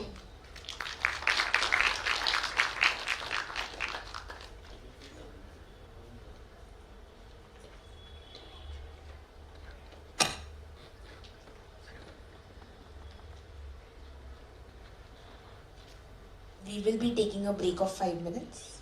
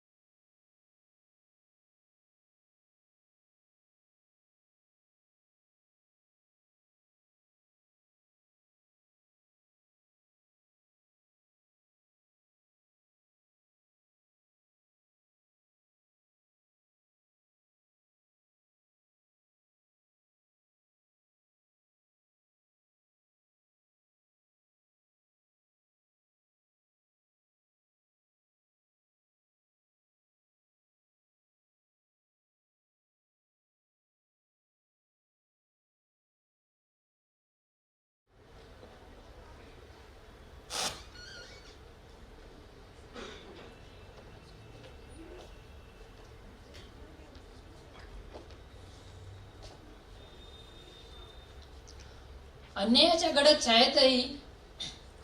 गडद छायेतही तो सत्याचा द्वीप होता. अन्यायाच्या गडद छायेतही तो सत्याचा द्वीप होता. सभेतील एकटा विकर न्यायाचा प्रतीक होता. नमस्कार. मी सर्वप्रथम महापुरुषांना वंदन करतो आणि उपस्थितांचं स्वागत करतो. मी कोड क्रमांक 23 चा विद्यार्थी आपल्यासमोर विषय मांडत आहे. विकर्णाचा अश्रुत आवाज, समाजातील अन्यायाचे प्रतिबिंब. कौरवांचे मोठे बंधू दुर्योधनाने पांडवांना जुगाराच्या खेळासाठी आमंत्रित केलं आणि त्या जुगाराच्या खेळामध्ये शकुनीने पांडवांना हरवलं आणि पांडव त्या जुगाराच्या खेळामध्ये आपली संपत्ती, आपलं राज्य आणि शेवटी स्वतःला आणि अखेर द्रौपदीलाही हरले. द्रौपदीला राज्यसभेमध्ये जबरदस्तीने आणण्यात आलं आणि दुर्योधनानं दुःशासनाला द्रौपदीचं वस्त्रहरण करण्याचे आदेश दिले. त्यावेळेस सभेतील सर्वांनी मौन बाळगलं, पण एकटा विकर्ण असा होता की ज्याने त्या विरोधी आवाज उठवला. मित्रांनो, आपण सर्वांनी द्रौपदीचं वस्त्रहरण याच्याबद्दल तर ऐकलंच असेल, पण खूप कमी लोकांना विकर्ण या महाभारतातील पात्राबद्दल माहीत असेल. मित्रांनो, या तुमची काही चुकी नाही. ही चुकी आहे आपल्या समाजाची, आपल्या कायद्याची, आपल्या व्यवस्थेची. कारण त्या काळातही अन्यायाविरुद्ध आवाज उठवणाऱ्याचा आवाज दाबला जायचा आणि आजही तेच चालू आहे. आपल्या समाजामध्ये अनेक विकर्ण असे आहेत की जे अन्यायाविरुद्ध आवाज उठवतात, पण त्यांचा आवाज कधी राजकीय दबावाखाली तर कधी सामाजिक दबावाखाली दाबला जातो. मित्रांनो, समाजातील अन्यायावर बोलायचं झालं तर आपण सर्वांनी काही महिन्यांपूर्वी हिट अँड रन प्रकरण जे पुण्यामध्ये घडलेलं आहे त्याच्याबद्दल ऐकलं असेल. एक 24 वर्षीय तरुण आणि तरुणी रात्री पार्टी करून घरी जात असताना 17 वर्षीय तरुण दारू पिऊन गाडी चालवतो आणि त्यांच्या गाडीला धडक देतो. त्या अपघातामध्ये 24 वर्षीय तरुण आणि 24 वर्षीय तरुणीचा जागीच मृत्यू होतो. ही घटना घडल्यानंतर तिथे गर्दी जमा होते. ती गर्दी त्या 17 वर्षीय तरुणाला पोलिसांच्या ताब्यामध्ये देते. ह्या आशेने देते की आता ह्याला खूप मोठी शिक्षा होईल, पण त्या तरुणाला पोलीस स्टेशनमध्ये नेल्यानंतर तेथे काही क्षणातच MLA येतात आणि पोलीस त्याच्यावरती कलम 304 न लावता कलम 304A लावतात. मित्रांनो, कलम 304 म्हणजे तुम्हाला माहित नसेल की कलम 304 म्हणजे आपल्याला माहित आहे की आपण ही चुकी केली तर एखाद्याचा मृत्यू होऊ शकतोय आणि कलम 304A म्हणजे आपल्याला माहित नसतं की आपल्या चुकीमुळे एखाद्याचा मृत्यू होऊ शकतोय. मित्रांनो, आता या 17 वर्षाच्या मुलाला माहित नसेल का की आपण दारू पिऊन गाडी चालवली तर कोणाचा तरी मृत्यू होऊ शकतोय. मित्रांनो, एवढंच नाही तर हा दारू पिलेला होता का नव्हता यासाठी याची ब्लड टेस्ट करण्यात आली आणि याची ब्लड टेस्ट केल्यानंतर मित्रांनो तुम्हाला धक्का बसेल की तुम्हाला वाटत असेल याचा रिपोर्ट पॉझिटिव्ह आला, पण याचा रिपोर्ट आला निगेटिव्ह. याचं कारण असं होतं की त्या काही पैशांसाठी त्या डॉक्टरांनी रिपोर्ट्स मध्ये केलेले बदल असतील. आणि याच्याही पेक्षा एक भयानक गोष्ट म्हणजे जेव्हा त्याला कोर्टात हजर केलं जातं आणि कोर्ट त्याला फक्त शिक्षा म्हणून 300 शब्दाचा निबंध लिहायला लावतं. मित्रांनो, हे सर्व ऐकल्यानंतर सामान्य माणसाच्या मनात एक प्रश्न उभा राहतो की नक्की विश्वास ठेवायचा तरी कुणावर? त्या मदत करणाऱ्या MLA वर, त्या कलम चेंज करणाऱ्या पोलिसांवर, रिपोर्ट बदलणाऱ्या डॉक्टरांवर, का 300 शब्दाचा निबंध लिहायला सांगणाऱ्या त्या कोर्टावरती? मित्रांनो, आणि हे सगळं ऐकल्यानंतर माझ्या मनात एक प्रश्न उपस्थित होतो की खरंच आपला देश प्रगतीच्या दिशेने चाललेला आहे का अधोगतीच्या दिशेने चाललेला आहे? मित्रांनो, स्त्रियांवरील अन्याय असतील, स्त्रियांवरील अन्यायाविषयी सांगायचं झालं तर एक 8 वर्षाची मुलगी आपल्या आईला तिची व्यथा सांगत आहे. ती गोष्ट मी तुम्हाला सांगतो. मित्रांनो, ती म्हणते, आई, मी आणि सायली आपल्या अंगणामध्ये खेळत होतो ग, बेधुंदपणे, कशाचाही विचार न करता, कशाची पर्वा न करता. तितक्या तिथे संजय काका येतात. हा संजय काका, ते ना मला म्हणतात तुला चॉकलेट देतो. मी त्यांना एकदा नाही म्हणते, मी 2दा नाही म्हणते, मी 3ऱ्यांदाही नाही म्हणते, पण आई तुला माहित आहे ना मला चॉकलेट किती आवडतं.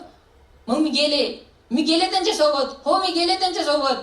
मी जशी घरात शिरले ना त्यांनी दाराची कडू लावून घेतली ग हो, त्यांनी दाराची कडी लावून घेतली ग. आणि मी चॉकलेट खाण्यात इतकं मग्न होते की ते माझ्या शरीरावर, माझ्या हातावर, माझ्या छातीवर हात फिरवत होते. मला हे सगळं विचित्र वाटत होतं. पण आई, तुला माहित आहे ना की मला हे सगळं विचित्र वाटत होतं. पण मी त्यांना म्हणाले, काका मला सोडा, माझं चॉकलेट संपलंय, मला घरी जायचंय. पण ते काका मला म्हणाले, तुला नवीन ड्रेस देतो. असं म्हणून त्यांनी माझे सर्व कपडे काढली. आणि आई, तू आणि बाबा फक्त माझ्या गालाचा चुंबन घेत होता ना. आई, तू आणि बाबा फक्त माझ्या गालाचा चुंबन घेत होता ना. ते काका माझ्या पूर्ण शरीराचं चुंबन घेत होते. आई, हे सगळं मला विचित्र वाटत होतं. मी ओरडत होते, पण माझा आवाज ऐकण्यासाठी तिथं कोणीच नव्हतं. आई, मला हे सगळं आता सहन होत नव्हतं. माझ्या सहनशीलतेच्या बाहेर गेलतं हे सगळं. आता तेवढ्यात काकांनी शेजारची उशी घेतली आणि माझ्या तोंडावरती आणि नाकावरती ठेवली. आणि आई मी शेवटचा श्वास सोडला. मित्रांनो, ही 8 वर्षाच्या मुलीसोबत झालेली घटना असेल किंवा ड्युटीवरती डॉक्टर मुलीवरती झालेला रेप असेल. मित्रांनो, हे सर्व आपल्याला ऐकल्यावरती कुठेतरी आपण भरून आलं पाहिजे. कुठेतरी आपण सर्वांनी विचार केला पाहिजे. आणि समाजात एवढंच नाही की स्त्रियांवरील अन्याय होतो, असे अन्याय खूप ठिकाणी होतात. शेतकरी बांधव असेल, शेतकरी बांधवांच्या मालाला हमी भाव दिला जात नाही. आणि शेतकरी बांधव, आणि असं नाही की हे रेप केस जे आलेले आहेत समोर, ते फक्त सिटीतले वगैरे आलेले आहेत. पण असे खेडेगावात अजून खूप गावं आहेत की ज्यांना आपल्या इज्जतीसाठी ज्या बायका रेप झालेला किंवा अजून काय असेल त्यांच्यावरती जो अन्याय होतो तो सांगितला जात नाही. आणि हे जर समाजातील अन्याय आपल्याला थांबवायचा असेल तर सर्वांना विकर्ण बनणं गरजेचं आहे. आणि सर्वांनी विकर्ण बनवून अन्यायाविरुद्ध आवाज उठवणं गरजेचं आहे. धन्यवाद. Time taken by the participant 7 minutes and 7 seconds. Now code number 24, and after that we will be taking code number 28.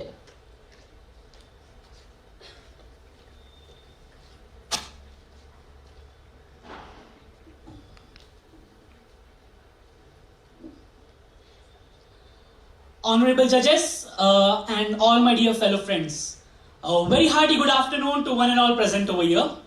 My contestant number is 24, and the topic that I have selected today for my elocution is a debt-driven economy thriving upon a false standard of living? So basically my topic is a question which I feel needs to be understood or answered step by step. And for that purpose, let me take you on a beautiful journey down your memory lane. I'm not sure if today's generation is still obsessed with their grandparents' late night stories and discussions, but if you've had this privilege, many of my friends can connect with me. Out of the many things that I heard from my grandmother, I remember that when I felt ashamed to ride my bicycle to the degree college, she told me that during her time, even their college professors used to come on bicycle. I totally hated those Hamare Zamane Mein talks by my grandmother back then. And don't worry, I'm not trying to transfer that trauma of mine to you all, but the reason behind mentioning this example over here is to understand what exactly the standard of living is and how it is changing in our contemporary times. Now, the reputed dictionaries define standard of living as the material well-being of life, or the quality and quantity of material goods available to the given population. So we see that our standard of living is improving when the bicycles got replaced by bikes, or when my grandmother's peti having 2 to 3 sarees got replaced by my sister's wardrobe having unlimited types of dresses, or when we see that the Doordarshan that our parents used to watch got replaced by 900 plus TV channels. But when I think, keeping aside the Gen Z in me, I wonder, can this really be considered an upgrade in our standard of living? Or is this just being hammered upon us by someone? When I gave this issue a thought, the entire concept of standard of living appeared flawed to me. I realized that what we are considering an upgrade is actually a deterioration in our quality of life. This enhanced standard of living may have provided us with hundreds of options to select from, but we still lack the satisfaction that our parents and grandparents used to have without these options. Let me break this down to you in a more systematic manner. I believe that increase in standard of living is nothing more than just increase in the number of options available to us. And these increased options has not only lessened our satisfaction levels, but also created a never-ending lust among the buyers to get more varieties of more goods. And in order to sustain this market where everything is being overpurchased, it has become a mandate for the manufacturers to ensure that the goods remain short-lived, to ensure a regular purchasing culture. We also witness that people tend to buy goods from luxury brands, and not because of their need, but to portray a society with high standard of living. We witness that these lust is fueling a show-off culture, and this trend of buying things in peer pressure has led to a debt-driven economy in India at both micro as well as macro level, and it has different repercussions in both of these sectors. So, starting with the micro level, we witness that in order to constantly improve our standard of living on the parameters of contemporary trends, our youngsters have trapped themselves in debts. According to a survey by a financial planning company, Bank Bazaar, 62% of the Indians are under some of the other kind of debts in form of different loans, which mainly include loans for mobile phones, electronics, vehicles, and houses. I believe that this improvement in standard of living is an illusion of enhanced standard of living, where the material well-being of the individuals is completely hollow like a climber, which is just standing upon the structure of debts and loans, creating a bubble in the economy and causing excessive inflation. It is creating a society where the demand and the purchasing power is primarily driven by debts and loans, and thus creating a pseudo-perception of improvement in standard of living. Hence, it is evident over here that this false standard of living is fueling a debt-driven economy. Even talking about the macro economy of India, as of March 2024, India's total external debt was $663.8 billion. And in the financial year of 2024 and 25, only the interest payment for this debt was 24% of our entire expenditure of the financial budget. I completely agree that this debt is to fast track our growth, country's growth. But that is the exact same question which I would like to repeat over here. Is this the growth or development that we need, or it is just being hammered upon us? After setting up humongous textile industries, we now realize that the rivers we polluted were more important to us, and the khadi that we were using earlier was more comfortable and durable for us as compared to this mass-produced clothes we are using today. And after constructing thousands of kilometers of multi-lane highways, we now realize that the forests that were cut down were more important to us.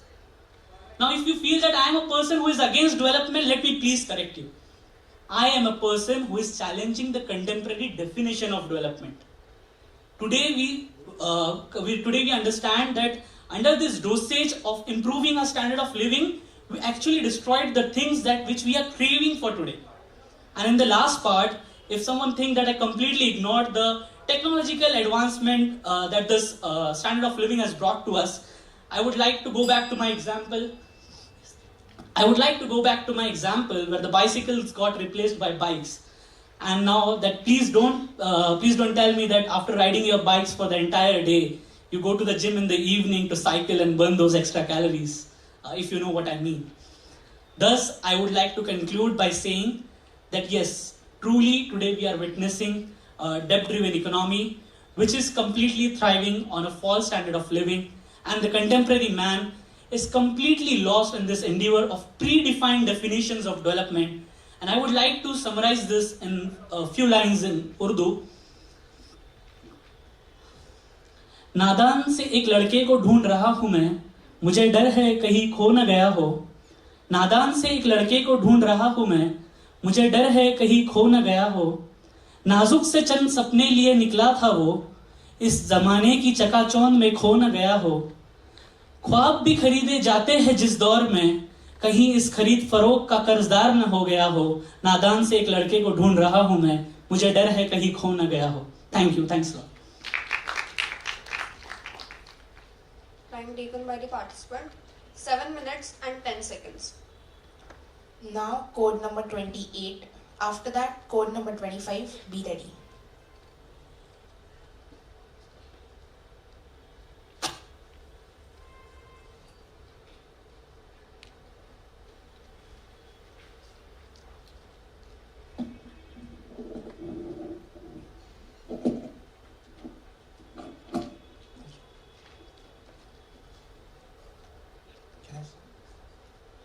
The best way to predict the future is to invent it.